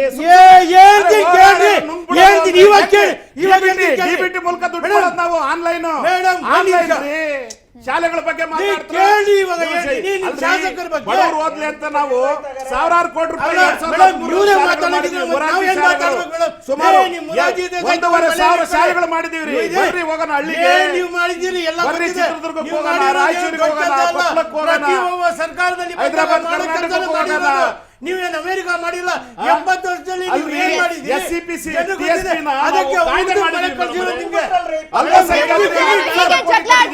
ನಾನು ಅಷ್ಟಲ್ಲಿ ಒಂದು ಬ್ರೇಕ್ ತಗೊಂಡ್ ಬರ್ತೀನಿ. ಎಸ್, ನಾವು ಗ್ಯಾರಂಟಿ ಸ್ಕೀಮ್ ಗಳ ಬಗ್ಗೆ ಮಾತನಾಡ್ತಾ ಇದ್ವಿ. ಎಲ್ಲೋ ಒಂದ್ ಕಡೆ ಇವ್ರ ಜಗಳ ಏನೇ ಇರ್ಬೋದು, ಆದ್ರೆ ಜನ ಈ ಒಂದು ಸ್ಕೀಮ್ ಗಳನ್ನ ಒಪ್ಕೊಳ್ತಾ ಇದ್ದಾರೆ, ಅಪ್ಕೊಳ್ತಾ ಇದ್ದಾರೆ. ಇದಕ್ಕೆ ನಿರ್ದೇಶನ ಒಂದಂತೆ 1.24 ಕೋಟಿ ಗೃಹಲಕ್ಷ್ಮಿ ಹಣ ಬೇಡ ಅಂತ ಹೇಳ್ತಾ ಇದ್ರೆ 91 ಜನ ಅಷ್ಟೇ ಬೇಡ ಅಂತ ಹೇಳ್ತಾ ಇರೋದು. ಇನ್ ಮಿಕ್ದವರೆಲ್ಲರೂ ಕೂಡ ನಮಗೆ ಗೃಹಲಕ್ಷ್ಮಿ ಹಣ ಬೇಕು ಅಂತ ಕೂಡ ಹೇಳಿದ್ದಾರೆ. ಹಾಗಾಗಿ ಜನ ಕೂಡ ಅದನ್ನ ಒಪ್ಕೊಳ್ತಾ ಇದ್ದಾರೆ. ಎಸ್, ನಾನು ಇದ್ರ ಬಗ್ಗೆ ಮಾತನಾಡ್ತಾ ಹೋಗ್ತೀನಿ. ಇವಾಗ ನಾನು ಬಿಜೆಪಿ ಅವ್ರ ಹತ್ರ ಒಂದು ಪ್ರಶ್ನೆಯನ್ನ ಕೇಳಬೇಕು ಈ ಸಂದರ್ಭದಲ್ಲಿ. ನಾನು ಜೆಡಿಎಸ್ ಅವರು ಇವಾಗ ನಮ್ಮ ವಕ್ತಾರರು ಶಾಸಕರು ಕೇಳಿ ಅಂದ್ರು, ಇವ್ರ ಶಾಸಕರೇ ನಮ್ಮ ಏರಿಯಾದಲ್ಲಿ ಇವಾಗ ಪುಲಿಕೇಶಿ ನಗರಲ್ಲಿ AC ಶ್ರೀನಿವಾಸ್ ಕಾಂಗ್ರೆಸ್ MLA. ಇವಾಗ ಹೇಳ್ತೀನಿ ಕೇಳಿ, ಈ 3 ವರ್ಷದಲ್ಲಿ ಬೇರೆ ಪೋಸ್ಟರ್ ಹಾಕ್ತಾರೆ, ಗುದಿಲಿ ಪೂಜೆ ಆಗುತ್ತೆ, ಕೆಲಸ ಆಗಲ್ಲ. ಈ 3 ವರ್ಷದಲ್ಲಿ ಕೆಲವೊಂದು ಕಡೆ ಕಾಂಕ್ರೀಟ್ ರೋಡ್ ಆಗಿದೆ. ಕಾಂಕ್ರೀಟ್ ರೋಡ್ಗಳು ವರ್ಕ್ ಆರ್ಡರ್ ಆಗೋದು 4 ಇಂಚು. ಈಗಲೇ ವಿಡಿಯೋ ಇದೆ, ತೋರಿಸ್ಬಿಡ್ತೀನಿ. ನಾವು ಗಾಳಿಯಲ್ಲಿ ಗುಂಡು ಹೊಡಿಯಲ್ಲ, ವಿತ್ ಪ್ರೂಫ್. 1.5 ಇಂಚ್ ಹಾಕಿದ್ದಾರೆ, ಆಯ್ತಾ ಮೇಡಮ್. ಆಮೇಲೆ ವಾಟರ್ ಪ್ಲಾಂಟ್ಗೆ ಅಖಂಡ ಶ್ರೀನಿವಾಸ ಮೂರ್ತಿ ಪೀರಿಯಡ್ ಅಲ್ಲಿ ಅದು ಸ್ಯಾಂಕ್ಷನ್ ಆಗಿತ್ತು. ಇವರು 30 ಕೋಟಿ ತಗೊಂಡ್ ಬಂದು ಎಲ್ಲ ಕೆಲಸ ಮುಗಿಸ್ಬಿಡ್ತೀನಿ ಅಂತ ಹೇಳಿ 1.5 ವರ್ಷ ಆಯ್ತು, ದುಡ್ಡು ಎಲ್ಲೋಯ್ತು ಗೊತ್ತಿಲ್ಲ. ಅಲ್ರಿ, ಒಂದ್ ನಿಮಿಷ ಒಂದು ಆರೋಪ ಮಾಡ್ಬೇಕಾದ್ರೆ ನೀವು ಆ ಶಾಸಕರು ಕೂಡ ಕೇಳಿ ನೋಡಿ. ನಾನು ಪುಲಿಕೇಶಿ ನಗರದ ಶಾಸಕರು ಅವರು ಒಳ್ಳೆ ಒಂದು ಅದ್ಭುತವಾದ ಕೆಲಸ ಕಾರ್ಯಗಳನ್ನ ಅಲ್ಲಿ ಮಾಡಿದ್ದಾರೆ. ಅವ್ರು ಕ್ಷೇತ್ರದಲ್ಲಿ ಇರೋನು ನನಗಿಂತ ನಿಮ್ ಜಾಸ್ತಿ ಗೊತ್ತಾ? ನೀವು ಬಿಜೆಪಿ ಪಕ್ಷದ JDS ಪಕ್ಷದವರು ಹೇಳ್ತೀರಿ, ಅವ್ರು ಏನಾರು ಅಕ್ರಮಗಳು ಮಾಡಿದ್ರೆ ನೀವು ಕಂಪ್ಲೇಂಟ್ ಕೊಡ್ರಿ. ಶಾಸಕರಿಗೆ ನನ್ನ ಮೇಲೆ ಕೇಸ್ ಹೇಳಿ. ನಾವು ಸುಮ್ಮನೆ ಆರೋಪ ಮಾಡ್ತಕ್ಕಂಥದ್ದಲ್ಲ. ತಗೊಳ್ಳಿ ಮೇಡಮ್, ಅವರಿಗೆ ಹೇಳಿ, ಇವರು ಕೇಸ್ ಮಾಡ್ಲಿ, ಏನೋ ಹೇಳೋದಲ್ಲ. ಚಾಲೆಂಜ್ ಮಾಡ್ತಾ ಇದ್ದೀನಿ. ಟೋಟಲ್ ನಾವು ಅಲ್ಲಿಗೆ ಆ ಕ್ಷೇತ್ರಕ್ಕೆ ಸಾವಿರಾರು ಕೋಟಿ ಕೊಟ್ಟಿದೀವಿ ನಾವು. ಅದೇ ನಾನು ಕೇಳ್ತಾ ಇರೋದು, ನೀವೇ ಒಪ್ಕೊಂಡ್ರಲ್ಲ. ಗ್ಯಾರಂಟಿ ಸ್ಕೀಮ್ಗಳಿಗೆ ಎಷ್ಟು 1 ಲಕ್ಷ ಫಲಾನುಭವಿಗಳು ಆ ಕ್ಷೇತ್ರದಲ್ಲಿ ಗ್ಯಾರಂಟಿ, ಅದು ಅಭಿವೃದ್ಧಿ ಅಲ್ವಾ? ಸರ್ ಹೇಳ್ತಾ ಇರೋದ್ರಲ್ಲಿ ಎಲ್ಲೋ ಒಂದ್ ಕಡೆ ನನಗೂ ಕೂಡ ಸತ್ಯ ಕಾಣಿಸ್ತಾ ಇದೆ. ಯಾಕಂತ ಅಂದ್ರೆ ಅವರೇನು ಇಂಜಿನಿಯರ್ ಮೇಡಮ್? ಸತ್ಯ ಕಾಣ್ಲಿಕ್ಕೆ ಅವರೇನು ಇಂಜಿನಿಯರ್? ಪ್ರದೇಶದ ಬಗ್ಗೆ ಅದನ್ನ ಹೊರತುಪಡಿಸಿ ಬೇರೆ ಪ್ರದೇಶದ ಬಗ್ಗೆ ಮಾತನಾಡ್ತೀವಿ. ಜನಸಾಮಾನ್ಯರಾಗಿ ನಾನ್ ಕೇಳ್ತೀನಿ ಈ ಪ್ರಶ್ನೆನ. ರೋಡ್ಗಳಲ್ಲಿ ಎಷ್ಟೋ ಕಡೆ ಸರಿ ಇಲ್ಲ, ನೀವು ಅಲ್ಲಿ ಡಾಂಬರೀಕರಣ ಮಾಡ್ತೀರಾ, ಆದ್ರೆ ಎಷ್ಟು ದಿನ ಬರುತ್ತೆ? ಮತ್ತೆ 3 ದಿನಕ್ಕೆ ಅದೇ ರಸ್ತೆ ಗುಂಡಿ ಬಿದ್ದಿರುತ್ತೆ. ಹೌದಾ ಮೇಡಮ್? ಆಯ್ತಾ ಮೇಡಮ್ ನೋಡಿ, ಒಂದು ಸ್ಥಳೀಯವಾಗಿದೆ ನೋಡಿ ಚರಂಡಿಗೆ ಅವರು ಆರೋಪ ಆಗಿದೆ, ಆರೋಪ ಆಗಿದೆ, ಬಿಲ್ಲು ಫುಲ್ ಆಗೋದು ನೋಡಿ. ಇದೇ ರೀತಿ ಲೂಟಿ ಆಗ್ತಾ ಇದೆ. ನಿಮ್ಗೆ ಗೊತ್ತಿಲ್ಲ, ಸುಮಾರು 1 ಲಕ್ಷ ಮೇಡಮ್ 1 ಲಕ್ಷ ಫಲಾನುಭವಿಗಳಿಗೆ, 1 ಲಕ್ಷ ಚಿಲ್ಲರ ಫಲಾನುಭವಿಗಳಿಗೆ ಅಲ್ಲಿ ನಮ್ಮ ಯೋಜನೆ ತಲುಪಿದೆ. ಇವತ್ತು ಯುವ ನಿಧಿಗೂ ಕೂಡ ಅದೇ ಕ್ಷೇತ್ರದಲ್ಲಿ 3000 ಪದವೀಧರಗಳಿಗೆ ನಾವು ಯುವ ನಿಧಿ ಕೊಟ್ಟಿದ್ದೀವಿ. ಬೇರೆ ಎಲ್ಲಾ ಒಂದು ಸ್ಕೀಮ್ಗಳಲ್ಲೂ ಕೂಡ ಅಲ್ಲಿ ಒಂದು ಲೋಕಲ್ ಅನುಷ್ಠಾನ ಸಮಿತಿ ಶಾಸಕರು ಖುದ್ದಾಗಿ ಯಾರಿಗೂ ಕೂಡ ಎಲ್ಲ ಯೋಜನೆಗಳು ತಲುಪಲಿ ಅಂತ ಹೇಳಿ ಮಾಡ್ತಾ ಇದ್ದಾರೆ. ಆಮೇಲೆ ಅವ್ರ ಅಭಿವೃದ್ಧಿ ಬಗ್ಗೆ ಮಾತಾಡಿ. ಅಭಿವೃದ್ಧಿ ಮೇಡಮ್ ಅಲ್ಲಿ ಇವತ್ತು ಆಪರೇಷನ್ ಥಿಯೇಟರ್ ಇಲ್ಲಿವರೆಗೂ ಮಾಡಿಸಿಲ್ಲ. 106 ಕೋಟಿ ರೂಪಾಯಿ ಇವತ್ತು 110 ಕೋಟಿ ರೂಪಾಯಿ ಎಲ್ಲೋಯ್ತು? ಅಲ್ಲಿ 10 ಕೋಟಿ ಖರ್ಚಾಗಿಲ್ಲ. 70 ಕೋಟಿ ರೂಪಾಯಿ ಡ್ರೈನೇಜ್ ಸಿಸ್ಟಮ್ ಕೊಟ್ಟಿದ್ದಾರೆ. ಇತ್ತೀಚೆಗೆ ಡ್ರೈನೇಜ್ ಸಿಸ್ಟಮ್ ಅಲ್ಪಸಂಖ್ಯಾತರ ಇಲಾಖೆಗೆ ಒಂದು 8 ಕೋಟಿ 10 ಕೋಟಿ ಕೊಟ್ಟಿದ್ದೀವಿ. ಯಾರು ಸನ್ಮಾನ್ಯ ಜಮೀರ್ ಅಹಮದ್ ಅವರ ಖಾತೆ ಅಲ್ಪಸಂಖ್ಯಾತರದಿದೆ, ಅಲ್ಲಿಂದ ಇಲ್ಲಿವರೆಗೂ ಯೋಜನೆಗೆ ಒಂಟಿ ಮನೆ ಅಲ್ಪಸಂಖ್ಯಾತರ ಕೊಟ್ಟಕ್ಕೆ ಬರ್ರಿ, ಪುಲಿಕೇಶಿ ನಗರಕ್ಕೆ ಹೋಗೋಣ, ಪ್ರಾಕ್ಟಿಕಲಿ ಹೋಗೋಣ ನೋಡಿ. ಭಯ ನಿಮ್ಗೆ ಶಾಸಕರು ಎಷ್ಟು ಕೆಲಸ ಶಾಸಕರು ಪ್ರಶ್ನೆ ಕೇಳಿದೆ. ಸೈಯದ್ ಸರ್ ಕೇವಲ ಪುಲಕೇಶಿ ನಗರದ ಅಷ್ಟೇ ಹೇಳಿದ್ರು. ನಾನು ಅದನ್ನು ಹೊರತುಪಡಿಸಿ ಎಷ್ಟೋ ರಸ್ತೆಗಳನ್ನ ಗಮನಿಸಿದ್ದೀನಿ, ಅಲ್ಲೂ ಕೂಡ ಅದೇ ರೀತಿಯಾಗಿ ಆಗಿರುವಂತದ್ದು. ಎಸ್, ನಾನು ನಿಮ್ಮ ಹತ್ರ ಮಾತನಾಡ್ತೀನಿ ಸರ್. ಅದಕ್ಕಿಂತ ಮುಂಚೆ ನಾನು ಗೋವಿಂದ್ ಸರ್ ಹತ್ರ ಒಂದು ಪ್ರಶ್ನೆಯನ್ನ ಕೇಳ್ತೀನಿ ಸರ್. ಇವಾಗ ನಾನು JDSಗೆ ಕೇಳಿದಂತ ಪ್ರಶ್ನೆ ನಿಮ್ಗೂ ಕೂಡ ಕೇಳ್ತೀನಿ. 2028ಕ್ಕೆ ವಿಧಾನಸಭೆ ಚುನಾವಣೆ ಬರುತ್ತೆ. ಆ ಒಂದು ಪ್ರಣಾಳಿಕೆಯಲ್ಲಿ ನೀವೇನಾದ್ರೂ ಗ್ಯಾರಂಟಿ ಸ್ಕೀಮ್ಗಳನ್ನ ಇವಾಗ ಏನ್ ರಾಜ್ಯ ಕಾಂಗ್ರೆಸ್ ಸರ್ಕಾರ ಕೊಡ್ತಾ ಇದೆ ಅದನ್ನ ಸ್ಟಾಪ್ ಮಾಡ್ತೀರಾ, ಅಥವಾ ಅಭಿವೃದ್ಧಿಗೋಸ್ಕರ ನೀವು ಕೂಡ ಅದನ್ನ ಅನೌನ್ಸ್ ಮಾಡ್ತೀರಾ? ಮುಂದಿನ ಎಲೆಕ್ಷನ್ ಅಲ್ಲಿ ಯಾವುದೇ ಕಾರಣಕ್ಕೂ ಈ ಸ್ಟಾಪ್ ಅನ್ನೋದು ಆಗೋದೇ ಇಲ್ಲ. ನಾನು ಅವಾಗ್ಲೇನೆ ಬಹಳ ಕ್ಲಿಯರ್ ಆಗಿ ಹೇಳಿದೆ. ನಾವಿವತ್ತೇನು 2000 ಇರೋದು ಇನ್ನ 500 ರೂಪಾಯಿ ಜಾಸ್ತಿ ಮಾಡ್ಬೇಕು ಬಿಟ್ರೆ, ಅದೇ ರೀತಿ ಏನು ಕಾಂಗ್ರೆಸ್ನವ್ರ ತರ ನಾನು ಹೇಳಿದ್ದೇನೆ, ಇವತ್ತು ಬಸ್ನ ಫ್ರೀ ಕೊಟ್ಬಿಟ್ಟು ಬಸ್ಸಿನ ಬೆಲೆ ಜಾಸ್ತಿ ಮಾಡ್ದಂಗೆ, ಟಿಕೆಟ್ ಬೆಲೆ ಜಾಸ್ತಿ ಮಾಡ್ದಂಗೆ ನಾವು ಮಾಡಲ್ಲ. ಇವತ್ತು ಕರೆಂಟ್ ಬಿಲ್ ಏನು 4 ರೂಪಾಯಿ ಇದ್ದಿದ್ನ ಇವತ್ತು 7 ರೂಪಾಯಿ ಮಾಡ್ದಂಗೆ ಮಾಡಲ್ಲ. ಕೇಂದ್ರ ಸರ್ಕಾರದ್ದು 2014 ಗ್ಯಾಸ್ ಎಷ್ಟಿತ್ತು, ಇವತ್ತೆಷ್ಟು ಗ್ಯಾಸ್ ರೇಟ್ ಇದೆ? ಗ್ಯಾರಂಟಿ ಕೊಡ್ತೀವಿ ಅಲ್ಲ ಮೇಡಮ್ ಅವರೇ, ಈಗ ಆಪರೇಷನ್ ಮಾಡುವಂತ ಸಾಮಗ್ರಿಗಳ ಬೆಲೆ ಮೊಬೈಲ್ ಬೆಲೆಗಳು ಎಷ್ಟಿದ್ವು, ಯಾಕೆ ರೈಸ್ ಆಗಿದಾವೆ? ವಾಹನಗಳ ಬೆಲೆ ಯಾಕೆ ರೈಸ್ ಆಗಿದಾವೆ? ಇವತ್ತು ಇದೇ ಫ್ರೀ ಬಸ್ ಅನ್ನ ಕೊಟ್ಬಿಟ್ಟು ಇವತ್ತು ಇರ್ತಕ್ಕಂತ ಏನು 4 ಡಿಪೋಗಳಿಗೆ ಇಲ್ಲಿವರೆಗೂ 5,000 ಕೋಟಿ ಕೊಡ್ಬೇಕು, ಇಲ್ಲಿವರೆಗೂ ಇವ್ರು ಕೊಡಕ್ ಆಗ್ತಾ ಇಲ್ಲ. ಯಾಕೆ ಆಗ್ತಾ ಇಲ್ಲ? ಇವತ್ತು 5 ಲಕ್ಷ ಕೋಟಿ ಸಾಲ ಮಾಡಿದ್ರು ಕೂಡ ಇವತ್ತು ಬಸ್ಗಳಿಗೆ ಇವತ್ತು ಸರಿಯಾಗಿ ಸ್ಕೂಲ್ ಮಕ್ಳಿಗೆ ಬಸ್ ಸಿಗ್ತಾ ಇಲ್ಲ ಕರೆಕ್ಟ್ ಟೈಮ್ಗೆ. ಮೊದಲು BMTC ಮೇಡಮ್ ಬೆಂಗಳೂರಲ್ಲಿ 20 ನಿಮಿಷಕ್ಕೆ ಕಾಯೋದ್ರಲ್ಲಿಗೆ 10 ಬಸ್ ಹೋಗೋದು. ಇವತ್ತು 20 ನಿಮಿಷ ಕಾರ್ಪೊರೇಷನ್ ಅವರಿಗೆ ದುಡ್ಡು ಕೊಡೋದೇ ಇಲ್ಲ ಅಂತ ಕಸಾಯ ಎತ್ತುತ್ತಾ ಇಲ್ಲ. ಕಮ್ಮಿ ಆಗಿರೋದು ಯಾವ ಕಾರಣಕ್ಕೋಸ್ಕರ? ಇದೇ ಕಾರಣಕ್ಕೋಸ್ಕರ ಮೊನ್ನೆ ಇನ್ನೂ 1,000 ಬಸ್ಗಳು ಖರೀದಿ ಮಾಡಿದ್ವಿ ನೀವು ನಾವು. ಖರೀದಿ ಮಾಡಿರೋದಲ್ಲ. ಅಲ್ಲ ರೀ, ವಿಧಾನಸೌಧದ ಮುಂದೆ ಖರೀದಿ ಮಾಡಿದ್ವಿ. ವಿಧಾನಸೌಧದ ಮುಂದೆ ಖರೀದಿ ಮಾಡಿ ಬಸ್ ನಿಲ್ಸಿದ್ವಿ, ಉದ್ಘಾಟನೆ ಮಾಡಿದ್ವಿ. ಬಸ್ಸೇ ನಿಲ್ಸಿದ್ವಿ ನಾವು. ಬಸ್ ರಾಮಲಿಂಗಾರೆಡ್ಡಿ ಅವರ ನೇತೃತ್ವದಲ್ಲಿ ಬಸ್ ವಿಧಾನಸೌಧದ ಮುಂದೆ ನಿಲ್ಸಿದ್ವಿ. ಕೇಂದ್ರದಿಂದ 4,000 ಬಸ್ ಎಲೆಕ್ಟ್ರಿಕ್ ಬಸ್ ಕೊಟ್ಟಿದೆ ಮೇಡಮ್. ಇವತ್ತು ಆ ಬಸ್ ಮಾಡೇ ಇಲ್ಲ ಅಂತ ಹೇಳಿದ್ರೆ ನೀವು ಕೊಟ್ಟಿರೋದಲ್ಲ ರೀ. ಕೇಂದ್ರ ಸರ್ಕಾರ ನಿಮ್ದಲ್ರಿ, ತೆಗೀರಿ. ನಾವು ಅನುದಾನ ಕೊಟ್ಟಿರ್ತಕ್ಕಂಥದ್ದು ಇಲ್ಲಿವರೆಗೆ ನಿಮ್ ಕೈಯಿಂದ ಕೊಟ್ಟಿದ್ರ ನಮಗೆ ಎಷ್ಟು ಪರ್ಸೆಂಟ್ ವಾಪಸ್ ಕೊಟ್ಟಿದ್ದೀರಾ? ನಮ್ಮ ರಾಜ್ಯ 4 ಲಕ್ಷ ಕೋಟಿ GST ಕೊಟ್ಟಿದ್ದೀವಿ ಸ್ವಾಮಿ. ರೈತರು 4 ಲಕ್ಷ ಕೋಟಿ ಏನಂತ ಬಿಡಿ ಜನರಿಗೆ ಗೊತ್ತಾಗಿದೆ. ಮುಗಿತಾ? ಒಂದ್ ನಿಮಿಷ ಮೇಡಮ್, 1 ಸೆಕೆಂಡ್ ಸರ್. ಮೇಡಮ್ ಇವತ್ತು ಒಂದೇ ನಿಮಿಷ. ಇವತ್ತು 39,000 ಕೋಟಿ ದಲಿತರ ಕಾಲೋನಿಗೆ ಅಭಿವೃದ್ಧಿಗೆ ಇಟ್ಟಂತ ಹಣವನ್ನ, ಅವರ ಶ್ರೇಯಾಭಿವೃದ್ಧಿಗೆ ಇಟ್ಟಂತ ಹಣವನ್ನ, SC ST ಇದಕ್ಕೆ ಇಟ್ಟಂತ ಹಣವನ್ನ ಇವತ್ತು ಗ್ಯಾರಂಟಿ ಹೆಸರು ಹೇಳ್ಕೊಂಡು ಅದನ್ನು ಕೂಡ ಬಳಸ್ಕೊಂಡು ಮಾಡಿದ್ರು. ಅವ್ರಿಗೆ ಅನ್ಯಾಯ ಮಾಡಿಲ್ಲ. ಒಂದ್ ನಿಮಿಷ, ಇವತ್ತು ಗ್ಯಾರಂಟಿ ಬಂದಾಗ ನೀವು ಅಧಿಕಾರ ಅಂತಂದ್ರೆ ರಾಜ್ಯದ ಜನತೆಗೋಸ್ಕರ ಏನ್ ಮಾಡ್ತಾ ಇದ್ದೀರಾ? ನೀವ್ ಹೇಳಿದ್ರು. ಅಲ್ಲ, ಒಂದ್ ನಿಮಿಷ. ಇವತ್ತು ಗ್ಯಾರಂಟಿಗಳನ್ನ ಯಾರು BPL ಬಿಲೋ ಪಾವರ್ಟಿ ಲೈನ್ ಇರೋರಿಗೆ ಕೊಟ್ಟಿದ್ರೆ ಖಂಡಿತವಾಗ್ಲೂ ಈ ತರ ಒಂದು ಸಮಸ್ಯೆನೇ ಬರ್ತಿರ್ಲಿಲ್ವೇನೋ. ಎಷ್ಟು ರೇಷನ್ ಕಾರ್ಡ್ ಕ್ಯಾನ್ಸಲ್ ಮಾಡಿದಿರಿ? ಇವತ್ತು ಕೇಂದ್ರದಿಂದ 80 ಕೋಟಿ ಎಷ್ಟು ರೇಷನ್, 80 ಕೋಟಿ ಜನಕ್ಕೆ ಇವತ್ತು ರೇಷನ್ ಕೊಡ್ತಾ ಇದ್ದಾರೆ ಮೇಡಮ್. ಕಳೆದ 12 ವರ್ಷದಿಂದ ಒಂದು ದಿನ ನಿಲ್ಲಿಸ್ತಿಲ್ಲ, ಒಂದು ತಿಂಗಳು ಇವತ್ತು ಸಮಸ್ಯೆ ಹೇಳಿಲ್ಲ.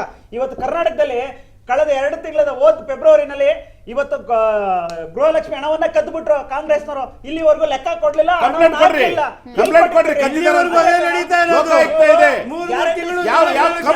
ಇನ್ವೆಸ್ಟಿಗೇಷನ್ ಆಗ್ಲಿ, ನಾವೇ ಹೇಳ್ತಿದೀವಲ್ಲ, ಕೊಡಿ ನೋಡೋಣ. ಗೋವಿಂದ್ ಸರ್ ಹಾಗೆ ಬಾಲಕೃಷ್ಣ ಸರ್, ಸೈಯದ್ ಸರ್, ನಿಮ್ 3 ಜನದ್ದು ಜಗಳ ಮುಗಿಸಿದ್ರೆ ಈ ಸಂದರ್ಭದಲ್ಲಿ ನಾನೊಂದು ಪ್ರಶ್ನೆ ಕೇಳ್ತೀನಿ. ನಿಮ್ 3 ಜನದಲ್ಲಿ ಯಾರಿಗೆ ಧೈರ್ಯ ಇದೆ, ಯಾರಿಗೆ ಈ ಪ್ರಶ್ನೆಗೆ ಉತ್ತರ ಕೊಡಬೇಕು ಅಂತ ಅನ್ಸುತ್ತೆ ನೋಡೋಣ, ಕೊಡಿ. ಆರೋಗ್ಯ ಕ್ಷೇತ್ರದಲ್ಲಾಗಿರ್ಬೋದು, ವೈದ್ಯಕೀಯ ಕ್ಷೇತ್ರದಲ್ಲಾಗಿರ್ಬೋದು, ಶಿಕ್ಷಣ ಕ್ಷೇತ್ರದಲ್ಲಾಗಿರ್ಬೋದು, ಯಾವ ಕ್ಷೇತ್ರದಲ್ಲೂ ಕೂಡ ನೀವು ಫ್ರೀ ಆಗಿ ಅನೌನ್ಸ್ ಮಾಡ್ತಾ ಇಲ್ಲ. ಅದನ್ನ ಬಿಟ್ಟು ಅಕ್ಕಿ ಫ್ರೀ ಕೊಡ್ತೀವಿ, ಬೇಳೆ ಫ್ರೀ ಕೊಡ್ತೀವಿ, ಒಂದು ಕೂಪನ್ ಕೊಡ್ತೀವಿ, ಅದನ್ನ ತೆಗೆದುಕೊಂಡು ಹೋಗಿ ಅಂಗಡಿ ಕೊಡಿ, ಅಂಗಡಿಯಲ್ಲಿ ನಿಮ್ಗೆ ಏನೋ ಸಿಗುತ್ತೆ ಅಂತ ಹೇಳ್ತೀರಾ. ಯಾಕೆ? ಒಂದ್ ನಿಮಿಷ, ನನ್ನ ಪ್ರಶ್ನೆ ಕಂಪ್ಲೀಟ್ ಆಗಿಲ್ಲ. ಯಾಕೆ? ವೈದ್ಯಕೀಯ ಕ್ಷೇತ್ರದಲ್ಲಿ ರಾಜಕಾರಣಿಗಳಿದ್ದಾರೆ, ನಿಮ್ದೇ ಸಂಸ್ಥೆಗಳಿದೆ, ಇನ್ನೊಂದ್ ಕಡೆಯಲ್ಲಿ ಶಿಕ್ಷಣ ಸಂಸ್ಥೆಗಳಲ್ಲಿ ರಾಜಕಾರಣಿಗಳಿದ್ದಾರೆ. ನಿಮಗೆಲ್ಲೋ ಒಂದ್ ಕಡೆ ಈ ಹಣ ಬರೋದು ಕಡಿಮೆ ಆಗುತ್ತೆ ಅಂತ ಅಲ್ಲೆಲ್ಲೂ ಕೂಡ ನೀವು ಫ್ರೀ ಘೋಷಣೆ ಮಾಡ್ತಾ ಇದ್ದೀರಾ. ನೋಡಿ, ನಮ್ಮ ಸರ್ಕಾರ ಇದ್ದಂತ ಸಂದರ್ಭದಲ್ಲಿ SM ಕೃಷ್ಣ ಅವರು ಇದ್ರಲ್ಲ, ಅವಾಗಲೇ ನಾವು ಒಂದು ನಿಮಿಷ ಆರೋಗ್ಯಕ್ಕೆ ಸಂಬಂಧಪಟ್ಟಂತೆ ನಾವು ಏನು ಕೋಆಪರೇಟಿವ್ ಸೊಸೈಟಿ ಇದೆ ಅದರ ಮೂಲಕ ಯಶಸ್ವಿನಿ ಯೋಜನೆಯನ್ನ ಪ್ರಪ್ರಥಮ ಬಾರಿಗೆ ಜಾರಿಗೆ ತಂದು ಇವತ್ತು ಆರೋಗ್ಯ ಟ್ರಸ್ಟ್ ಮೂಲಕ ಇವತ್ತು ಆ ಯೋಜನೆಯನ್ನ ಯಶಸ್ವಿನಿ ಯೋಜನೆ ಅಂತ ಬರ್ತದೆ. ಅವರು ಬರೇ ಒಂದು ಕಾರ್ಡ್, BPL ಕಾರ್ಡ್ ಕೊಟ್ರೆ ಸಾಕು, ಅವರಿಗೆ ಎಂತ ಹಾಸ್ಪಿಟಲ್ ಅಲ್ಲಿ ಫ್ರೀ ಸೌಲಭ್ಯವನ್ನು ಯಶಸ್ವಿನಿ ಯೋಜನೆ ಮುಖೇನ ಕೊಟ್ಟಿದ್ವಿ. ಅದು ಕಾಂಗ್ರೆಸ್ ತಾವು ನಾವು ಆರೋಗ್ಯ ಇಲಾಖೆ ಯಶಸ್ವಿ ಯೋಜನೆ ತಗೊಂಡು ಸುಮಾರು ಎಷ್ಟು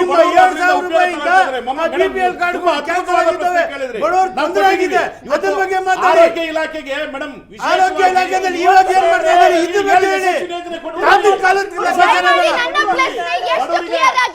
ಒಬ್ಬೊಬ್ರೆ ಆನ್ಸರ್ ಮಾಡಿ, ಇದಕ್ಕೆಲ್ಲರೂ ಕೂಡ ಆನ್ಸರ್ ಕೊಡಿ ನೋಡೋಣ.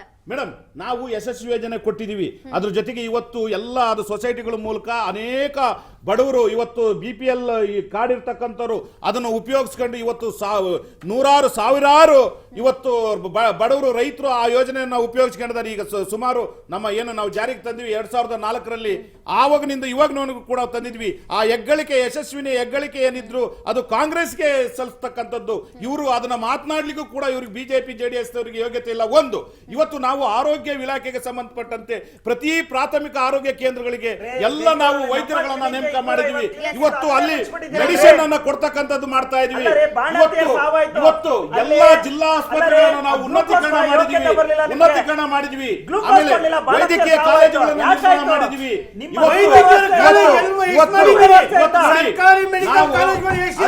ನೋಡಿ, ಇಂಜಿನಿಯರಿಂಗ್ ಕಾಲೇಜುಗಳು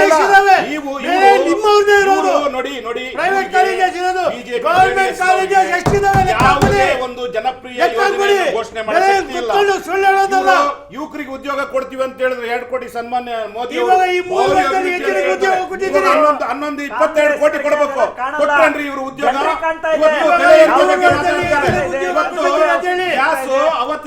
ಇವತ್ತು ಎಷ್ಟಾಗಿದೆ ಗ್ಯಾಸ್ ರೇಟ್ ತಗೊಳಕ್ ಆಗ್ತದ ಮೇಡಮ್? ತಾವು ಗೃಹಿಣಿ ಇದೀರಾ, ತಮ್ಗೆ ಗೊತ್ತು ಗ್ಯಾಸ್ ಬೆಲೆ ಏನು ಅಂತೇಳಿ.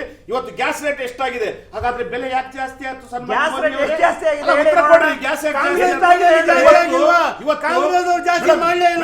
ಇವರು ಉದ್ಯೋಗ ಕೊಡ್ತೀವಿ ಅಂತ ಹೇಳ್ತಾರೆ, ಆದ್ರೆ ಸೆಂಟ್ರಲ್ ಗವರ್ಮೆಂಟ್ ಅಲ್ಲಿ ನೇರವಾಗಿ ಉದ್ಯೋಗ ಕೊಡ್ತಾರೆ. ತುಂಬಾ ಕ್ಲಿಯರ್ ಆಗಿತ್ತು, ಅದಕ್ಕೆ ಆನ್ಸರ್ ಮಾಡೋದು ಕೂಡ ಅಷ್ಟೇ ಕ್ಲಿಯರ್ ಆಗಿ ನೀವು ಮಾಡಬಹುದಿತ್ತು. ಅದನ್ನ ಈ 3 ಜನರು ಕೂಡ ಮಾಡ್ಲಿಲ್ಲ. ಆದ್ರೆ ಜನ ಎಲ್ಲೋ ಎಸ್ ಸರ್ ಪ್ಲೀಸ್ ಅವಕಾಶ ಸಿಕ್ಕಿಲ್ಲ. ಇವಾಗ ಇವ್ರು ಹೇಳೋದು ಅವಕಾಶ ಸಿಗಲ್ಲ ಸರ್, ಮಾತನಾಡ್ಬೇಕಾದ್ರೆ ಇಂಟ್ರಾಪ್ಟ್ ಮಾಡಿದ್ರೆ ಅವಕಾಶಗಳು ಸಿಗಲ್ಲ. ಒಂದ್ ನಿಮಿಷ ಮೇಡಮ್, ಇವ್ರು ಹೇಳಿದ್ದಕ್ಕೆ ಆ ಸುಳ್ಳಿಗೆ ನಾವು ರಿಟಾಲಿಯೇಟ್ ಮಾಡಿದೀವಿ ಅಷ್ಟೇ. ಇವ್ರು ಹೇಳೋದೆಲ್ಲ ನಿಜ.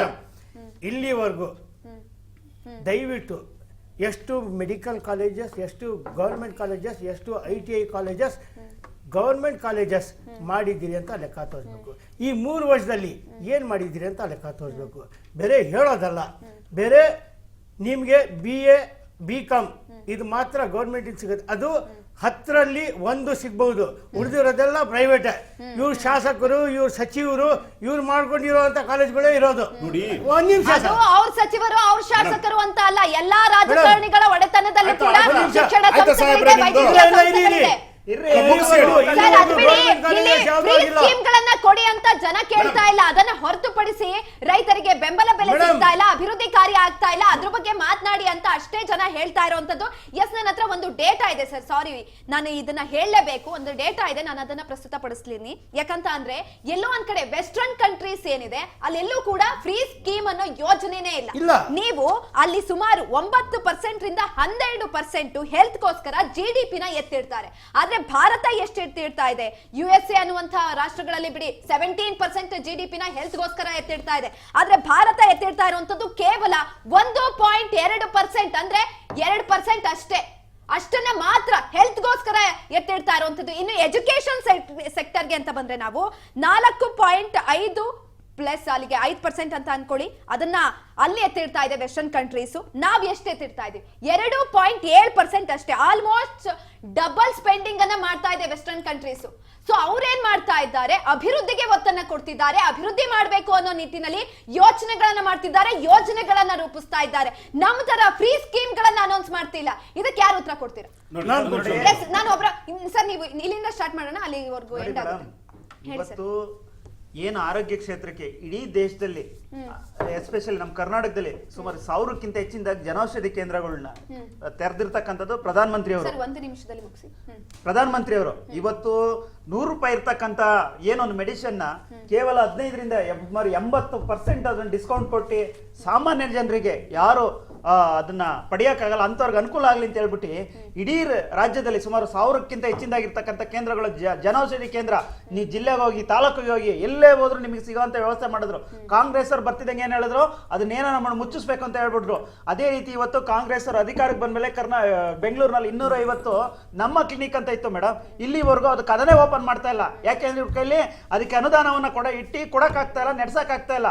ಇನ್ನ ನಮ್ಮ ಸ್ಕೂಲಿನ ವಿಚಾರಕ್ಕೆ ಬಂದಾಗ ಇಡೀ ರಾಜ್ಯದಲ್ಲಿ IITಗಳನ್ನ ಎಷ್ಟು ಡೆವಲಪ್ ಮಾಡಬೇಕು, ಅದೇ ರೀತಿ ಕರ್ನಾಟಕಕ್ಕೆ ಎಷ್ಟು ಕೊಟ್ಟರು. ಕೇಂದ್ರೀಯ ವಿದ್ಯಾಲಯ ಅಂತ ಸ್ಕೂಲ್ಗಳನ್ನ ಮೊನ್ನೆ ಬಾಗಲಕೋಟೆ ಮತ್ತೆ ಇದಕ್ಕೆ ನಮ್ಮ ಶಿವಮೊಗ್ಗಕ್ಕೆ ಕೊಟ್ಟಿರ್ತಕ್ಕಂಥ ವ್ಯವಸ್ಥೆ, ಪ್ರತಿಯೊಂದು ಅಭಿವೃದ್ಧಿನ ವಿಚಾರ ಬಂದಾಗ ಕೇಂದ್ರ ಸರ್ಕಾರದ ಯೋಜನೆಗಳೇ ನಡೀತಾ ಇದೆ ಬಿಟ್ರೆ ಕರ್ನಾಟಕದಿಂದ ಗ್ಯಾರಂಟಿ ಕೊಟ್ಬಿಟ್ಟಿದ್ದಂತ ಯಾವುದೇ ಅಭಿವೃದ್ಧಿ ಯೋಜನೆಗಳು ಇಲ್ಲಿವರೆಗೂ ಪ್ರಾರಂಭನೇ ಆಗಿಲ್ಲ ಮೇಡಮ್. ನಾವು ಯೂಶಲಿ ಒಂದು ಸರ್ಕಾರದಲ್ಲಿ ಟೇಪ್ನ ಕಟ್ ಮಾಡಿ ಉದ್ಘಾಟನೆ ಮಾಡ್ಬೇಕು. ಆಕ್ಚುಲಿ ಇಲ್ಲಿವರೆಗೂ ಒಂದು ಹೋಗ್ಬಿಟ್ಟು ಕಲ್ಲನ್ನ ಹಾಕುವಂತ ಕೆಲಸ ಮಾಡಲಿಲ್ಲ, ಒಂದು ಟೇಪ್ ಕಟ್ ಮಾಡಿದ್ದು ಇಲ್ಲಿವರೆಗೂ 3 ವರ್ಷದಿಂದ ಎಲ್ಲೂ ಕಾಣಲೇ ಇಲ್ಲ. ಈಗ ಮುಖ್ಯಮಂತ್ರಿಗಳು ದಿನ ಬೆಳಗಾದ್ರೆ ಎಲ್ಲ ಒಂದ್ ಕಡೆ ಅಭಿವೃದ್ಧಿ ಯೋಜನೆಗೆ ಶಂಕುಸ್ಥಾಪನೆ ಮಾಡ್ತೀನಿ ಅಂತ ಹೋಗ್ತಾ ಇರ್ಬೇಕಾಯ್ತು, ಇಲ್ಲ ಅಂದ್ರೆ ಯಾರೋ ಒಂದು ಬಿಲ್ಡಿಂಗ್ ಕಟ್ಟಿದ್ವಿ, ಒಂದು ರಸ್ತೆ ಆದ್ರೆ ಇವರು ಘೋಷಣೆ ಮಾಡಿ ಪೇಪರ್ ಅಲ್ಲಿ ಇಟ್ಟಿದ್ದಾರೆ. ಇಲ್ಲಿವರೆಗೂ ಯಾವುದೇ ಒಂದು ಕೆಲಸವನ್ನ ಮಾಡ್ತಾ ಇಲ್ಲ. ಇಂದಿರಾ ಕ್ಯಾಂಟೀನ್ ಇವತ್ತೆಲ್ಲವನ್ನು ಮುಚ್ಚಿದ್ದಾರೆ. ಆಯ್ತಾ? ಎಲ್ಲೋ ಅಲ್ಲೊಂದು ಇಲ್ಲೊಂದು ಮಾತ್ರ ನಡೀತಾ ಇದೆ. ಇಂದಿರಾ ಕ್ಯಾಂಟೀನ್ಗಳೇ ಸರಿಯಾಗಿ ನಡ್ಸಕ್ ಆಗ್ತಾ ಇಲ್ಲ. ಆ ಪರಿಸ್ಥಿತಿ ನೋಡಿ. ಈಗೇನು ತಾವು ಪರ್ಸೆಂಟೇಜ್ ಹೇಳಿದ್ವಿ ಬೇರೆ ಸರ್, 1 ನಿಮಿಷದಲ್ಲಿ ಮುಗಿಸಿ, ಸಮಯ ತುಂಬಾ ಕಡಿಮೆ ಇದೆ ಅವ್ರಿಗೂ ಕೂಡ. ನೋಡಿ, UPA ಸರ್ಕಾರ ಇದ್ದಂತ ಸಂದರ್ಭದಲ್ಲಿ ನಾವು ಎಜುಕೇಶನ್ಗೆ ಸುಮಾರು 3.2% ಕೊಡ್ತಾ ಇದ್ವಿ. ಇವತ್ತು ಇವ್ರ ಸರ್ಕಾರ ಕೇವಲ 2.7%ಗೆ ನಿಲ್ಸಿದೆ. ಸೊ ಇದರಿಂದ ಇವರು ಯಾವ ರೀತಿ ಒಂದು ಎಜುಕೇಶನ್ ಬಗ್ಗೆ ಕಾಳಜಿ ಹೊಂದಿದ್ದಾರೆ ಕೇಂದ್ರ ಸರ್ಕಾರ ಅನ್ನೋದು ಅವರೇ ಉತ್ತರ ಕೊಡ್ಲಿ. ಇವತ್ತು ಹೆಲ್ತಿಗೆ ನೋಡಿ 1.2% ರಿಸರ್ವ್ ಇದೆ. ಬಟ್ UPA ಇದ್ದಂತ ಸಂದರ್ಭದಲ್ಲಿ 2.8% ನಾವು ಹೆಲ್ತ್ ವಿಚಾರಕ್ಕೆ ಸಂಬಂಧಪಟ್ಟಂತೆ ಹಣವನ್ನ ಕೊಡ್ತಾ ಇದ್ವಿ. ಇದು ನಮ್ಮ ವಿಪಿಎ ಸರ್ಕಾರಕ್ಕೂ ಹಾಗೂ NDA ಸರ್ಕಾರಕ್ಕೂ ಇರ್ತಕ್ಕಂತಹ ವ್ಯತ್ಯಾಸ, ಹೆಲ್ತಿಗೂ ಹಾಗೂ ಎಜುಕೇಶನ್ಗೂ. ಇವತ್ತು ಇನ್ನೂ ಬಿಜೆಪಿ ವಕ್ತಾರರು ಹೇಳಿದ ರೀತಿಯಲ್ಲಿ ಇವತ್ತು ಜನೌಷಧಿ ಕೇಂದ್ರ ನಿಮಗೆ ಕಾಣ್ತಾ ಇಲ್ವಾ? ಬೇರೆ ಕಾಳಜಿ ಅಂತ ನೋಡಿ. ನಮ್ದು ಕಾಂಗ್ರೆಸ್ ಇರ್ತಕ್ಕಂಥದ್ದು ಒಟ್ಟಾರೆ ನಮ್ಮ ಅಧಿಕಾರದ ಅವಧಿ 2023ರಿಂದ 26 ಈ ರೀತಿ ಅಲ್ಲ. ನಮ್ಮ ಸರ್ಕಾರ, ನಮ್ಮ ಕಾಂಗ್ರೆಸ್ ಇರ್ತಕ್ಕಂತಹ ಒಂದು ಉದ್ದೇಶ ಏನಂತ ಹೇಳಿದ್ರೆ, ಈ ದೇಶದಲ್ಲಿ ನಾವು ಒಂದು ಸೂಜಿ ಅಂತ ಹೇಳಿದ್ರು ಹೆಲಿಕಾಪ್ಟರ್ ಮಾಡಿದ್ದು ಕಾಂಗ್ರೆಸ್. 30 ಯೂನಿವರ್ಸಿಟಿಗಳು ಮಾಡಿರ್ತಕ್ಕಂಥದ್ದು, 100 ಯೂನಿವರ್ಸಿಟಿ ಐಐಟಿಯನ್ನು ಇಂಪ್ರೂವ್ ಮಾಡಿದ್ಯಾರು? ಕಾಂಗ್ರೆಸ್. ಡ್ಯಾಮ್ಗಳನ್ನ ಈ ರಾಷ್ಟ್ರದಲ್ಲಿ ಕಟ್ಟಿದ್ದು ರೈತರಿಗೆ ಹೆಲ್ಪ್ ಆಗಲಿ ಅಂತ ಅದು ಕಾಂಗ್ರೆಸ್. ಇವತ್ತು ಸಾಫ್ಟ್ವೇರ್ ಅನ್ನ ಡೆವಲಪ್ ಮಾಡಿರ್ತಕ್ಕಂಥದ್ದು, ಇವತ್ತೇನಾರ ಕೈಯಾಗಿ ಮೊಬೈಲ್ ಇದೆ ಅಂತ ಹೇಳಿದ್ರೆ ಅದು ರಾಜೀವ್ ಗಾಂಧಿ ಆವಿಷ್ಕಾರದಿಂದ ಇವರಿಗೆ ಹಕ್ಕಿಲ್ಲ.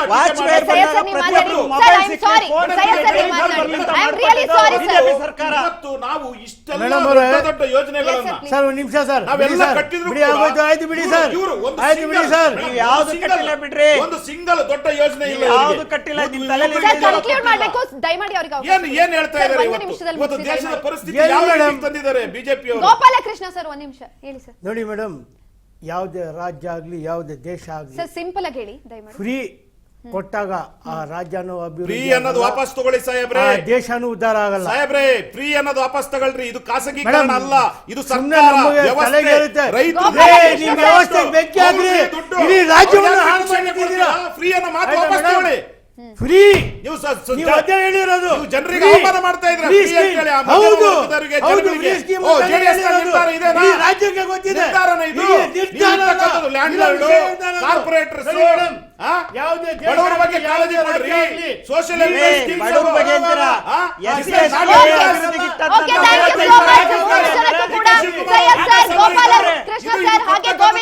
ಮೂರು ಜನಕ್ಕೂ ಕೂಡ ಧನ್ಯವಾದಗಳು. ಎಲ್ಲೋ ಒಂದ್ ಕಡೆ ನಾನು ಆಗ್ಲೇ ವೆಸ್ಟರ್ನ್ ಕಂಟ್ರೀಸ್ ಕೆಲವೊಂದಷ್ಟು ರೀತಿಯಾದಂತಹ ಡೇಟಾ ಹೇಳಿದೆ. ಆ ಡೇಟಾದಲ್ಲಿ ಅವರು ಎಜುಕೇಶನ್ ಆಗಿರ್ಬೋದು, ಹೆಲ್ತ್ ಕಡೆ ಆಗಿರ್ಬೋದು, ಆ ಕಡೆ ಒತ್ತನ್ನು ಕೊಡ್ತಿದ್ದಾರೆ. ಆದ್ರೆ ನಮ್ಮ ಭಾರತ ಮಾತ್ರ ಗ್ಯಾರಂಟಿ ಸ್ಕೀಮ್ಗಳ ಮೊರೆ ಹೋಗ್ತಿದೆ. ಇದನ್ನ ಜನರು ಕೂಡ ಎಲ್ಲೋ ಒಂದ್ ಕಡೆ ಅವ್ರಿಗೂ ಕೂಡ ಉಪಯೋಗ ಆಗ್ತಾ ಇದೆ. ಯಾಕಂತ ಅಂದ್ರೆ ಅದರಿಂದ ಉಪಯೋಗ ಪಡ್ಕೊಂಡವರು ಕೂಡ ಗ್ಯಾರಂಟಿ ಸ್ಕೀಮ್ಗಳು ಬೇಕು ಅಂತ ಹೇಳ್ತಾ ಇದ್ದಾರೆ. ಅದನ್ನ ಹೇಗೆ ಕೊಡಬೇಕು ಅದನ್ನ ಗಮನದಲ್ಲಿ ಇಟ್ಕೊಂಡು ಕೊಡ್ಬೇಕಾಗತ್ತೆ.